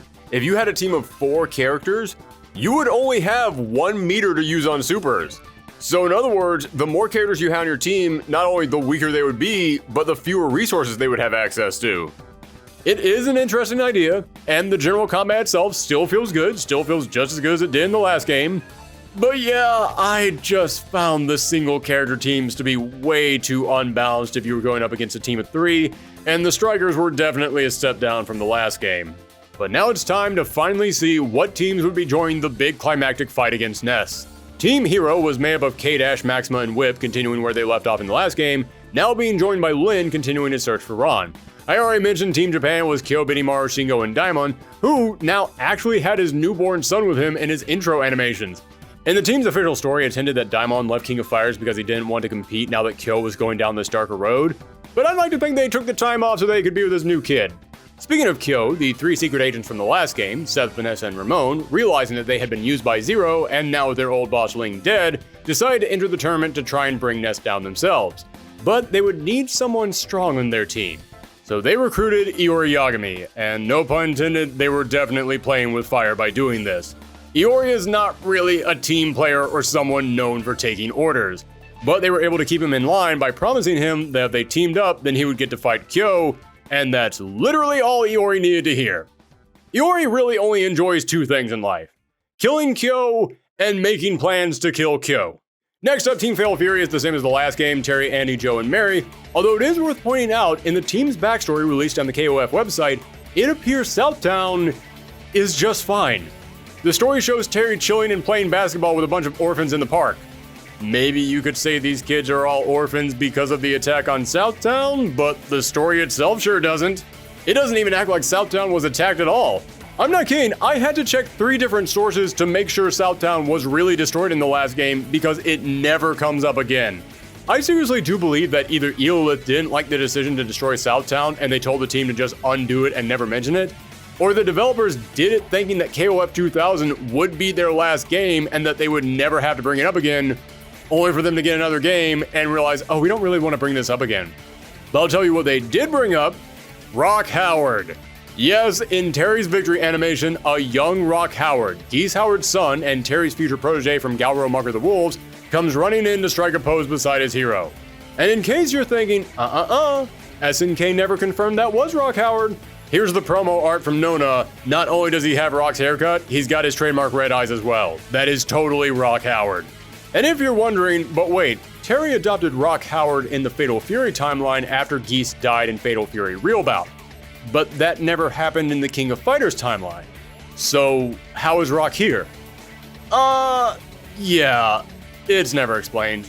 It is confirmed in later games that Terry did indeed adopt Rock Howard within the King of Fighters timeline. That is canon, we know that did in fact happen. But how that happened is never addressed. But considering the series of events from the last game, I'm just going to say that when Southtown was attacked, Geese Howard, like many other Southtown residents, went missing and was presumed dead, and Terry adopted Rock afterwards. There, that makes sense, and until SNK tells me otherwise, I'm sticking with it.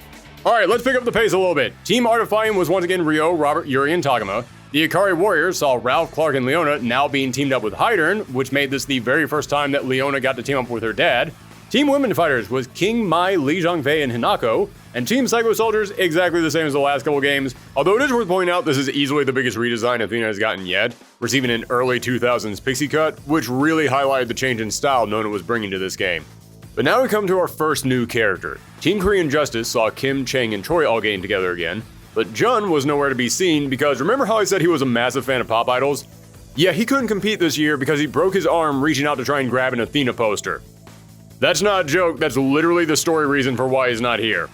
So they got a brand new character, and this is one of the big additions that was pushed for by Eolith.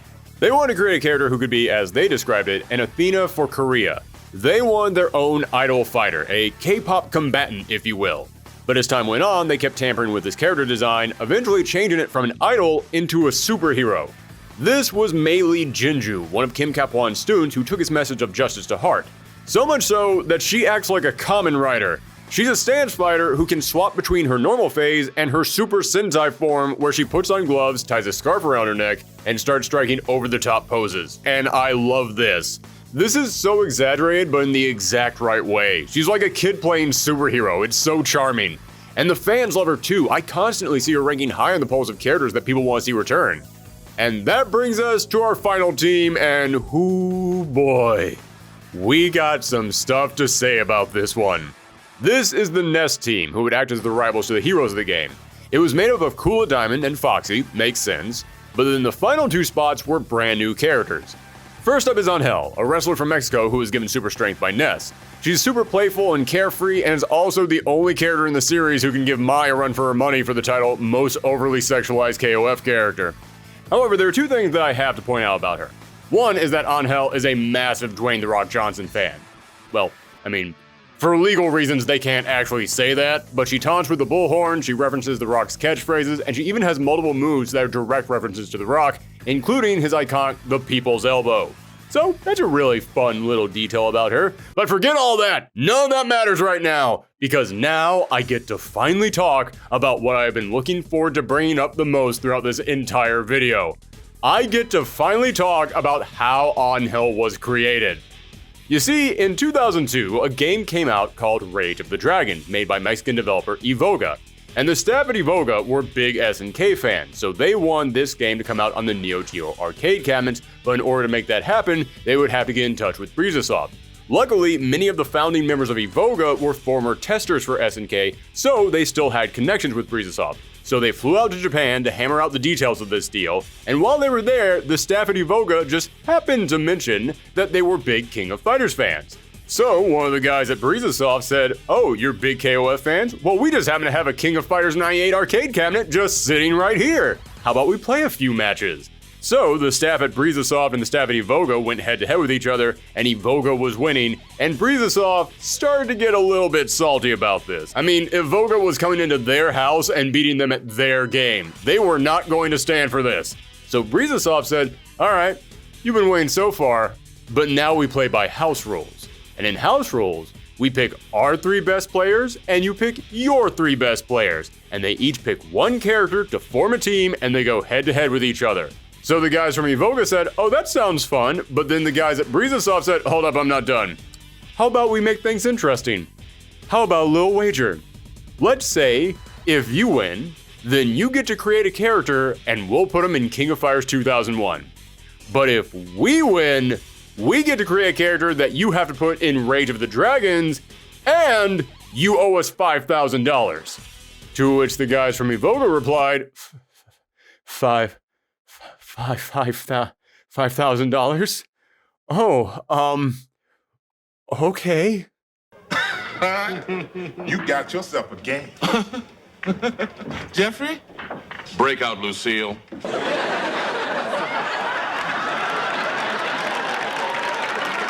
And the team from Evoga proceeded to whoop the Brizasoft team. Then they turned around and said, "Hey, that was fun, thanks for the match. One busty, scantily clad Mexican wrestler, please."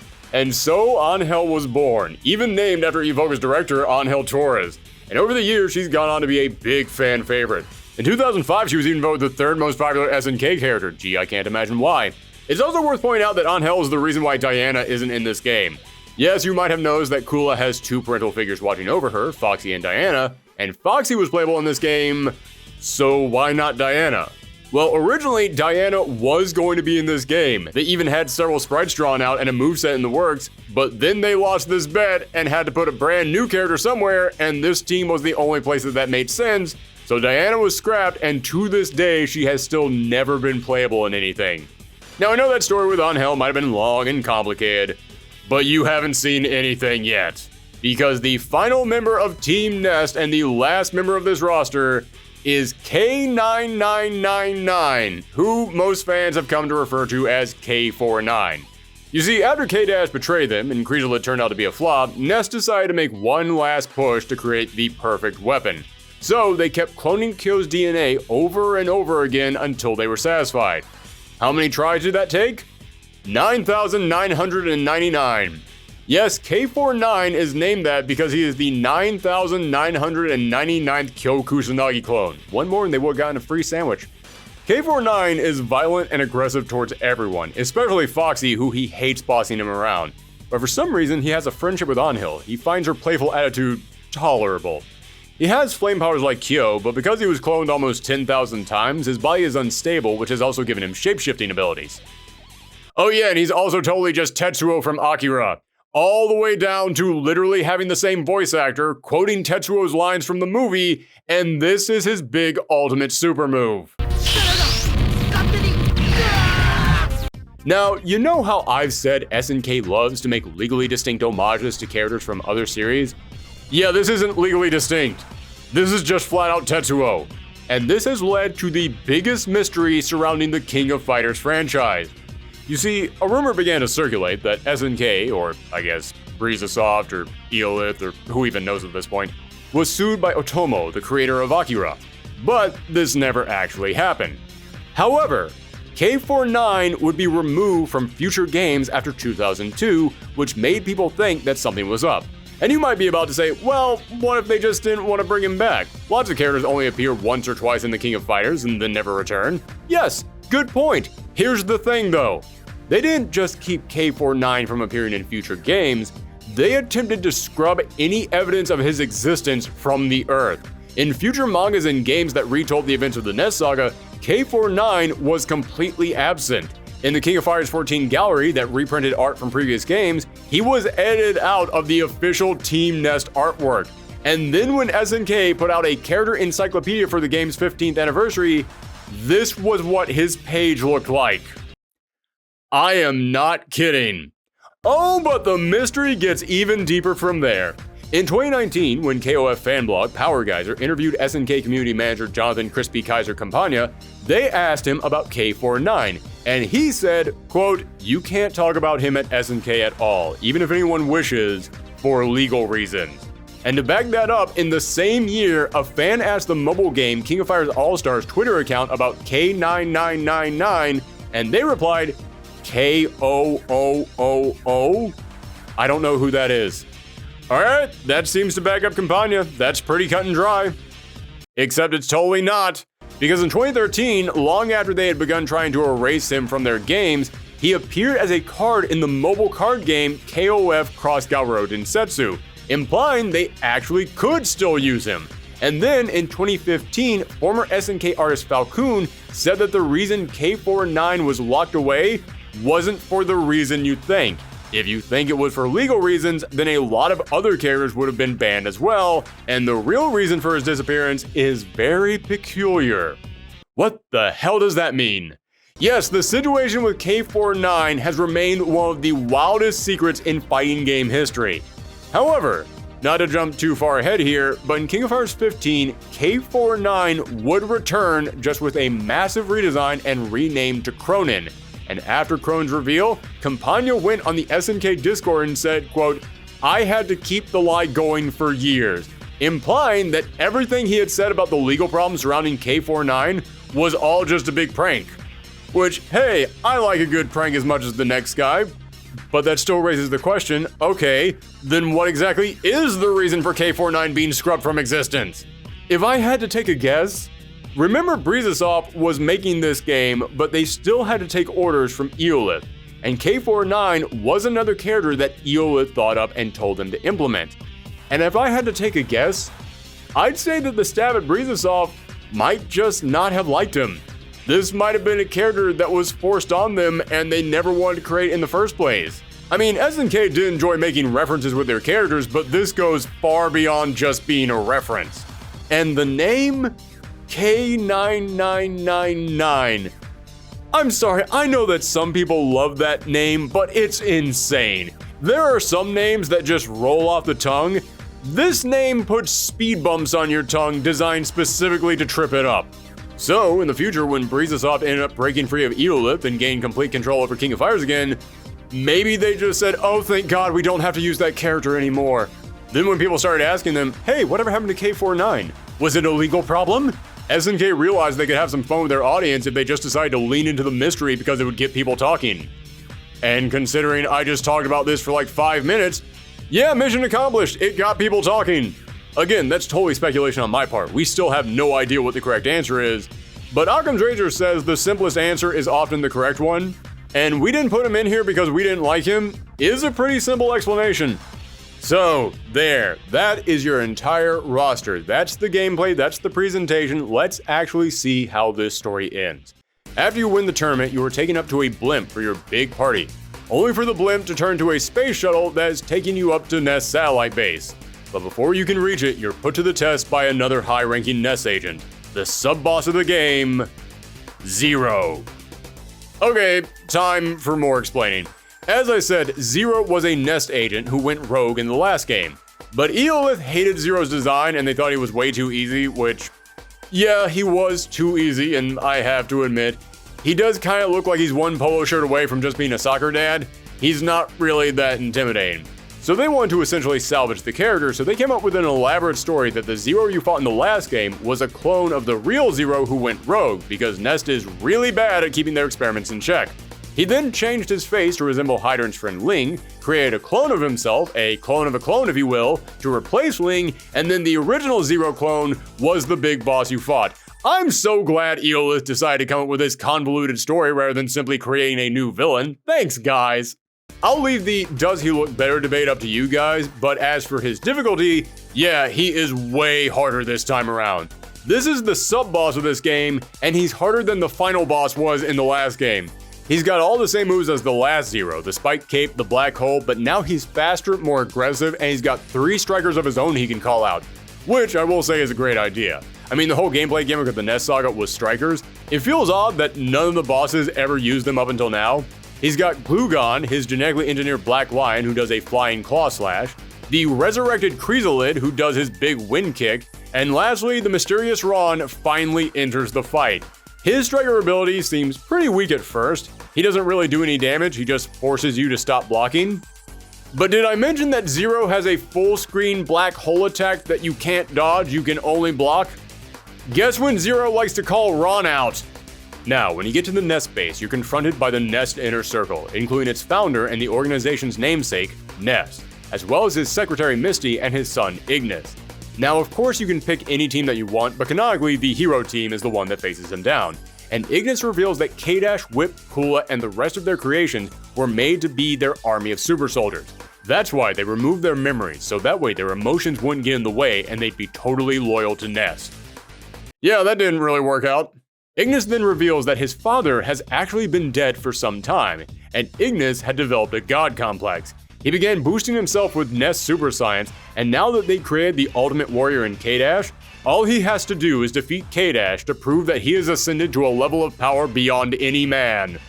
Also, he says he gives K-Dash his memories back, but as we will see in future games, that didn't happen.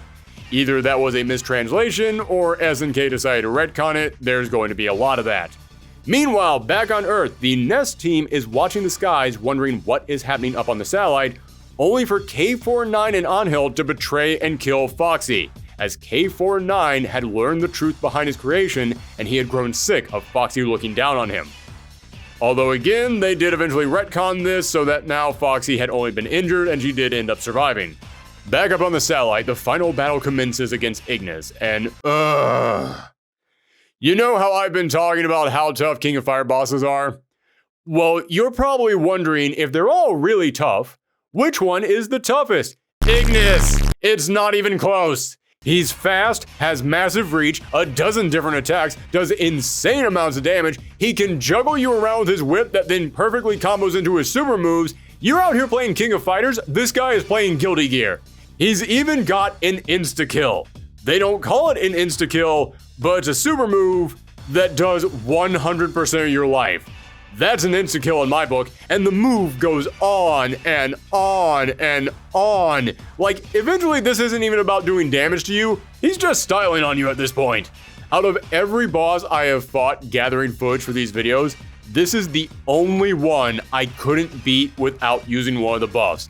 The only way that I could win against him was if I picked a one-character team, so that way they had the highest attack and defense, and then set Ignis' life bar to 25%. And even then, he still constantly whooped me. But he will eventually be defeated. At which point, he wonders if this is the end of lovable Ignis. Another line that makes me crack up every time that I read it. And he decides that if he can't be a god, then he's going to bring the satellite down and destroy the Earth. However, and again, this is one of those things that isn't really explained in the games, but the reason everyone survives is because Ron turned on Ness and diverted the course of the satellite into the ocean. K-Dash and his team escape, only to find Kula floating in the ocean, having been defeated by K49 and Angel, who escaped and went on the run, looking to carve out their own path away from Ness. Lynn leaves to go on the search for Ron, Maxima heads back to Canada to visit his friend's grave and report to him that Ness was defeated, and so K-Dash, Whip, Kula, and Diana all head out. The survivors of NEST experiments were now free to finally create a future for themselves. This is a great ending for these heroes, but it's not my favorite ending in this game. I have to stop to mention the Team Japan ending, which sees a huge change happen that would have an impact on some of these characters moving forward. In the end, Team Japan splits up again and Kyo tells Shingo, his #1 fan who had been following him and trying to live up to his example, that he should quit, that he's not meant for this life. Being a fighter is too tough and he's just not cut out for it. Shingo is heartbroken. All he ever wanted was to be a fighter like Kyo, and now he's being told by his idol that will never happen. He's left sitting there alone, crying, feeling like a joke, like he's worthless. only for a voice to call out to him. "You require might, boy?"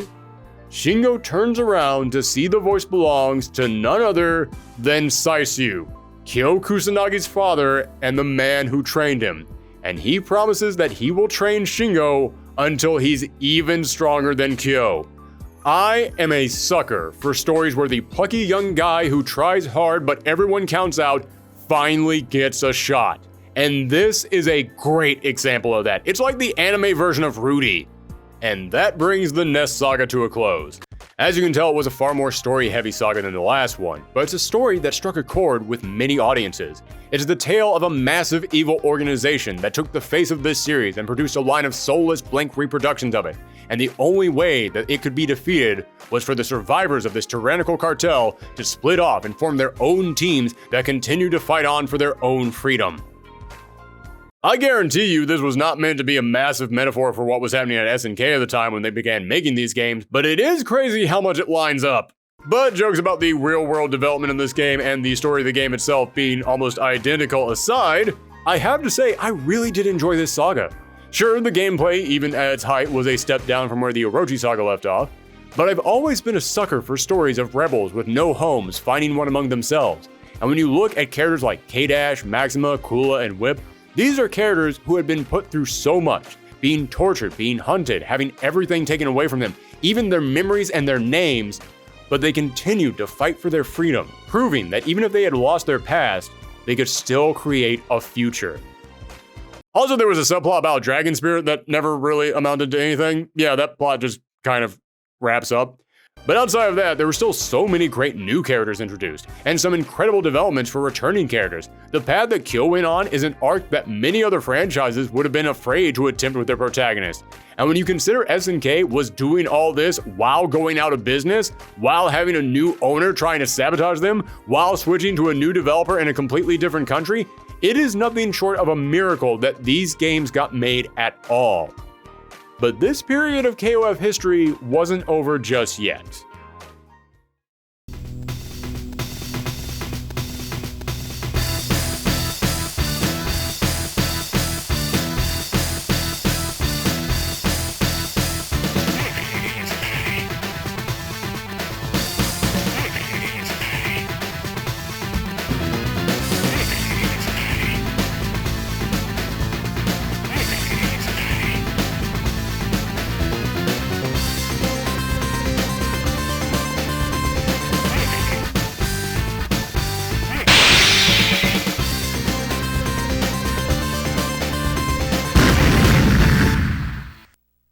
King of Fighters was now back under a more stable house.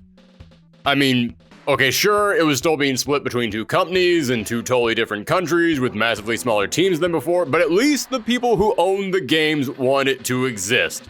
After the last couple of years, we're taking that as a win. But now that the NESTS Saga was over, there was one big question that needed to be answered. What was the next storyline going to be? That's a really big decision to make, and not to spoil things for later, but let's just say King of Fighters still wasn't in its new permanent home at the moment. It wasn't quite in the right place to start developing a brand new plotline. If only there was something that they could do at the end of a storyline to buy some time before the next game came out. Something that had already been done after the Orochi saga, so that way this could be a new regular tradition for the series. Oh right, the Dream Match. Yes, just like King of Fighters 98, KOF 2002 was going to be a dream match. Meaning, it wouldn't be canon, there wouldn't be a story, no new characters would be added, there'd be no character endings, it would be a basic meat and potatoes fighting game. And as far as dream matches go, this one feels a little odd to me. I mean, this was meant to be the send-off to the NESTS Saga, so of course let's get rid of the strikers and drop the teams back down to 3 people. Don't get me wrong, I'm sure many people were asking for this, but it does feel like the dream match for a saga should kind of be an example of the heights and peaks of that saga. It should maybe use the gameplay of that saga. Maybe it's just me. However, outside of that nitpick, the game plays pretty darn well, and it is a pure and simple King of Fighters. 3 meters for super, max mode returns to its more classic form, and introduced a brand new mechanic known as the Hidden Super Desperation move, and that name is incredible. These were big flashy super moves that could only be performed if your life bar was low enough and if you had 3 bars of meter, making this the first King of Fighters to use 3-bar supers, something that would appear in later games and is a staple of many other big team fighters. I should point out that KOF 2000 had supers that used multiple bars as well, but they were just bigger versions of your normal supers. The hidden super desperation moves were actually unique. These were special attacks that they made just for this super. That just goes to show that even though this was a dream match, Breezesoft wasn't resting on what they had already made. They did work to up the production value of this game, and nowhere is that more apparent than in the stages. These stages look great. They're loaded with the energy that you would expect in a KOF stage, and they're filled with references to other SNK characters. I find myself distracted in these fights because I keep wanting to look into the background to see what Li Zhongfei and Han Fu are doing. And oh my god, it's T-Zoc! Look at him back there! Look at him just staying there! Oh god, he's so cool! And as far as the characters themselves go, some of the sprites were reused, but many other sprites were completely redone to make them look crisper and cleaner, meaning that this is the game that introduced a very important element in the KOF legacy. Kim's pants. Yes, Kim Kaplan's pants looked fine in the previous games, but now they put so much work into making them look like they were flowing and flapping around with every single motion that Kim's pants became a running gag in the King of Fighters fanbase as people treated them like they were their own character. But can you blame them? I've seen fighting games that didn't put as much work into entire characters as the amount of work that is put into Kim's pants in this game. Look at the amount of in-between frames in that animation. It's almost hypnotic. Like a lava lamp. But while we're talking about the roster, that is another nitpick that I have with this game. It's kind of weird, because this roster actually does a pretty good job of capturing teams from different generations of KOF. But then there are some really obvious staples of the series that are shockingly absent. Let's run down them, shall we? You've got Team KOF 99 made up of K-Dash, Maxima, and Whip. Team Japan made up of Kyo, Bidimar, and Goro. Fatal Fury is obviously Terry, Andy, and Joe. Art of Fine is the classic Ryo, Robert, and Takuma. Ikari Warriors is Leona, Ralph, and Clark. And interestingly enough, Leona can actually transform into Orochi Leona if you do one of her supers. Psycho Soldiers returns to the classic Athena, Sai, and Chin, and just speaking personally, this is my favorite Athena design in the entire series. The Women Fighters team is Mai, Yuri, and Mei Li. Team Korean Justice is back to the classic Kim, Chang, and Choi. But now we get to the interesting choices. These are teams that are actually all based around different installments in this series. Representing KOF 98 is the returning Team Orochi of Yashiro, Shermie, and Chris, who all have unlockable Orochi forms. Team KOF 97 is the returning Team Outlaws of Yamazaki, Blue Mary, and Billy Kane. Then Iori, Mature, and Vice represent KOF 96. KOF 2000 was represented by Vanessa, Seth, and Ramon, and KOF 2001 was represented by the NEST team of Kula, K49, and Angel, each of whom can serve as the mid-bosses depending on your performance throughout the game. So yes, they decided to make teams specifically to represent each of the previous King of Fighters. That is a brilliant idea. But do you notice a few glaring omissions? Shingo, big fan favorite character in each chapter of the NESTS Saga, not here. Many of the new characters created for this saga, not here. None of the bosses make any appearances. And King, one of the most iconic characters for this series, who had been here since the start, was now gone. At least from this version. The Dreamcast version of the game would add Shingo and King back in, and the PS2 version would add Geese, Howard, Gainitz, and Orochi Iori. So yeah, it's a decent roster to start with, but a couple of those console exclusive characters feel like they should have been included at launch. However, there were two other characters worth mentioning. There was now a dark evil version of Kyo, simply called Kusanagi. Again, this is a dream match, so there's no story here, but it's implied that he's another clone created by NEST who has a hatred for K49. Why does he hate K49? Because Kusanagi's voice actor is the same person who voiced Kaneda in Akira, and K49's voice actor voiced Tetsuo. And if they fight each other, they do have a special intro where they just quote lines from Akira. Yeah, Eolith really wanted to shove some Akira references into these games for some reason, but unlike with K49, I actually support this one. Because if you remember from part 1 of this video series, we said that one of Kyo Kusanagi's early designs was 100% based on Kaneda in Akira. And now they have Kaneda's voice actor voicing a version of Kyo Kusanagi. This is not a reference, this is destiny being fulfilled. And the final boss is once again Rugal. Now find you aboard his floating airship, which oddly enough is something that will come up in a later canonical game. They did lose all the Giga references in his stage design, but I do love the giant mechanical jacket that lowers down around him. And hey, guess what? Rugal is hard. I know. Shocking, right? He's still not as hard as he was in King of Fighters 94 simply because that version of him was literally broken and just read all your inputs. But after that, yeah, this might be the worst. He's basically the same as he was in King of Fighters 98, but he's more aggressive and I don't know, maybe it's just his sheer intimidating aura, but it feels like his sprite is even larger than before. It feels like he can now reach that foot of his out and just hit you no matter where you're jumping on the stage. Now again, this was a dream match, so there was no ending for the characters, but they did have some clever ending credits where they reused sprites to have the characters act out skits, and some of these are pretty clever. And some of them are like something from a fever dream. Enjoy this army of tiny Changs, everyone! I think the stress of the past few years was starting to get to the devs. Now, King of Fighters 2002, it's good.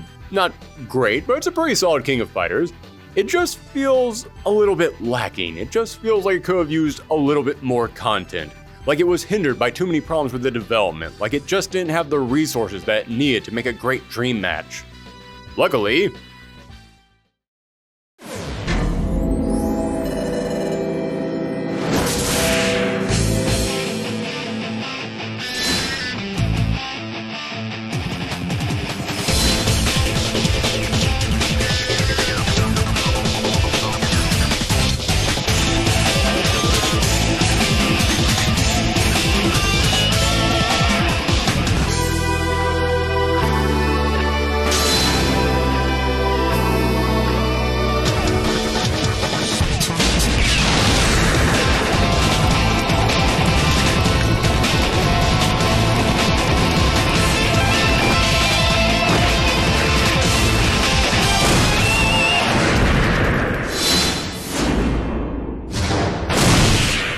The King of Fighters 2002 Unlimited Match.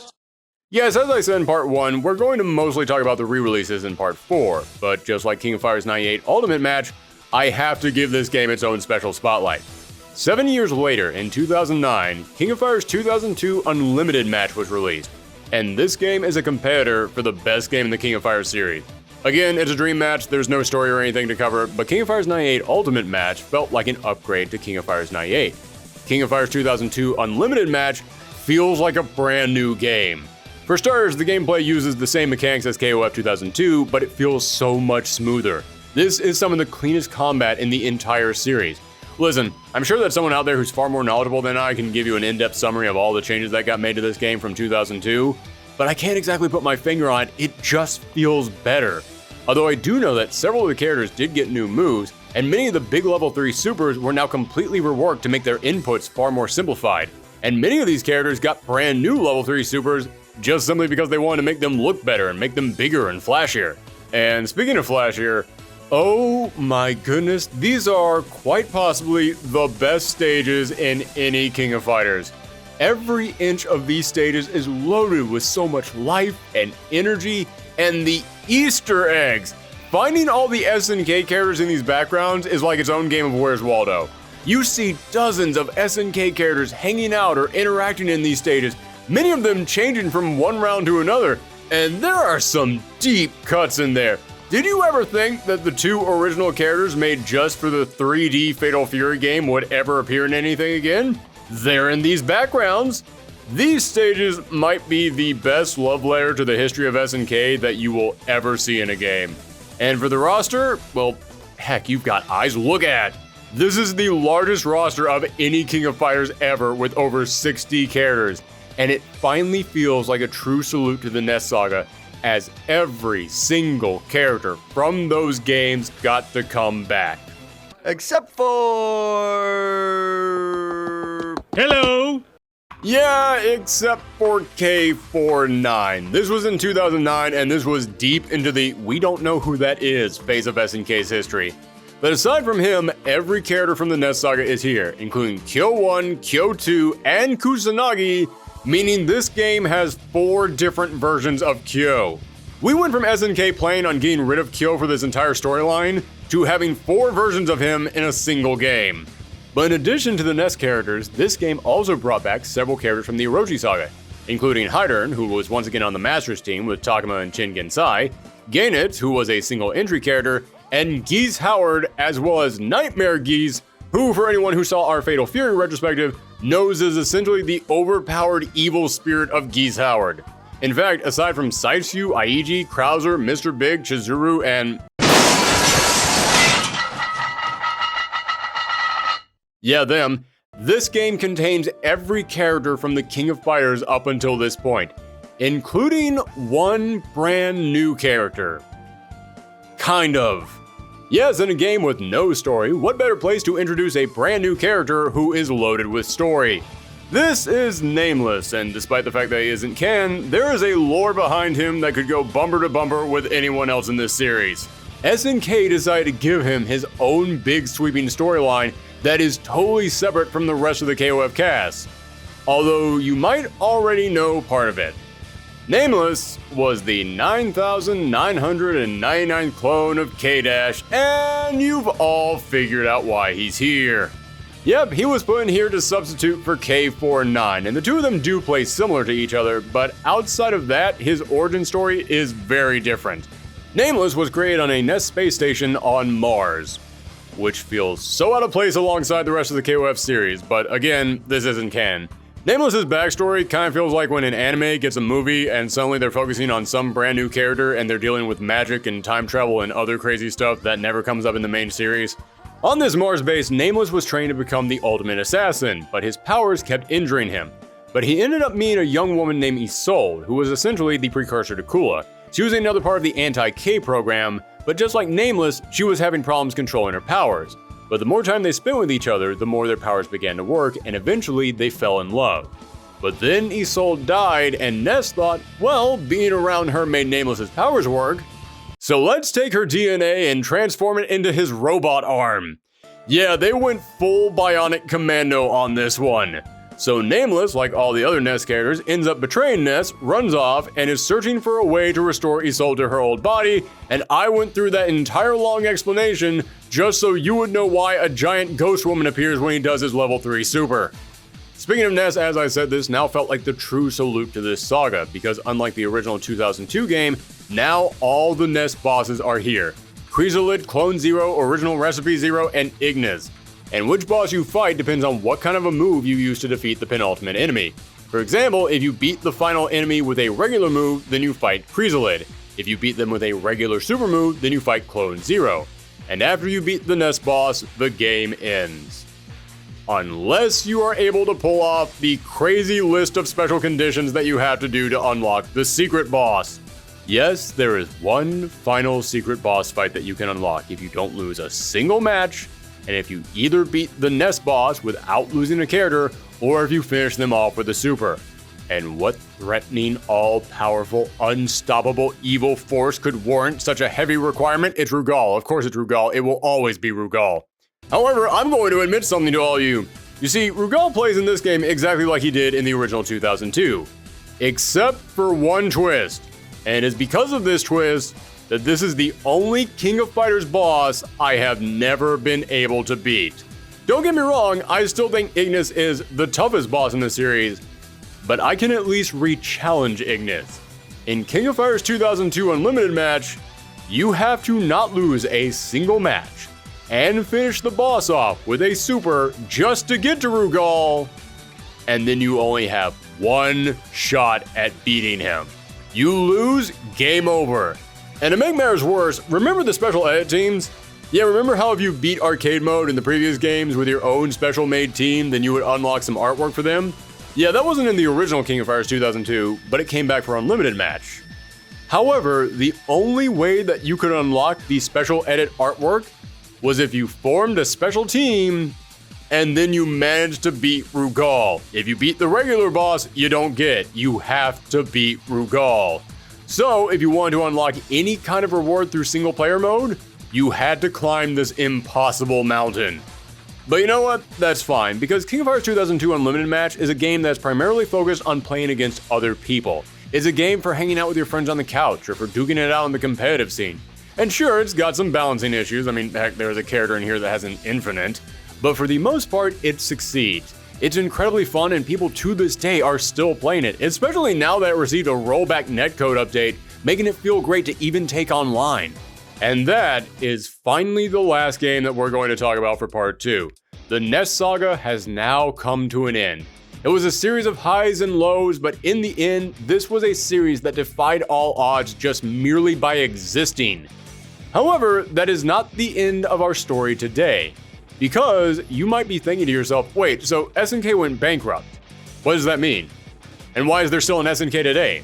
Yes, to give you all a refresher, in October of 2001, SNK went bankrupt, and SNK's founder, Aikichi Kawasaki, along with 5 other developers, had split off to form Breezesoft, and the King of Fighters rights had fallen into the hand of Korean developer Eolith. Well, when SNK went bankrupt, Aruze started selling off every SNK property to anyone that wanted them, and Aikichi Kawasaki wanted them. So he created another new company, Playmore, specifically to buy up all of SNK's IPs. Now, you might be wondering, why did Kawasaki have to form another new company? He already had Breezesoft. Couldn't he just use that company to buy up all the IPs? I'll be honest with you, I've looked into this, and I can't figure it out. This is a mystery to me. If I had to take a guess, though, I'd say that since he founded Breezesoft with several other devs, then they might have had some power in the company, but if he founded Playmore all by himself, then he could have full control over any SNK properties they bought up. But again, that's just a guess. It could have something to do with the law or with legal issues that I know nothing about. The important thing is, it worked. Kawasaki got to work capturing old SNK franchises like they were Pokemon, and then proceeded to merge Breezesoft into Playmore, and then began hiring back several other former SNK developers for his new company. But he still had to get King of Fighters back from Eolith. However, Eolith was also going through some financial troubles at the time, and selling off their hot new franchise would sure help them out. And wouldn't you know it, Kawasaki just happened to be an investor in Eolith, meaning he had some influence over who they would sell that property to. The reason I'm telling you all this is because I'm playing both sides so that I always come out on top. Yeah, I'm beginning to believe those rumors that Kawasaki was the inspiration for Hydern. This guy has plans on top of plans on top of plans. Now, this all sounds good, but there is some sad news. Eolith, even after selling off King of Fighters, was not able to survive much longer and would go out of business in 2004, with their final game being... hold on. Let me look into that. I actually don't know what Eolith's final game was. Their final game was... Oh, damn! Dark Awake Chaos Breaker? Eolith made Chaos Breaker? That game is great! It's this team-based fantasy fighter where you get special items and all your characters are based on fantasy tropes and there's secret unlockable bosses, and oh my god, it's so good! I seriously had no idea that they made this game before doing this video. If you have a Japanese PS3 account, then look this game up. Man, that game is actually making me even more depressed knowing that Eolith went out of business. That's a bummer. And also, as long as we're talking about sad news, even though it's great that Kawasaki got most of his properties back, it really does stink that Aruze was able to just destroy SNK and they got away with it scot-free.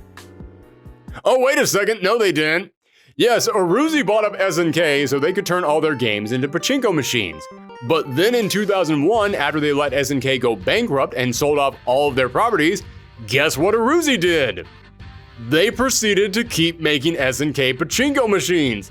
And hey, I don't know if you guys know this or not, but when you sell off a series that you own, you don't own that series anymore.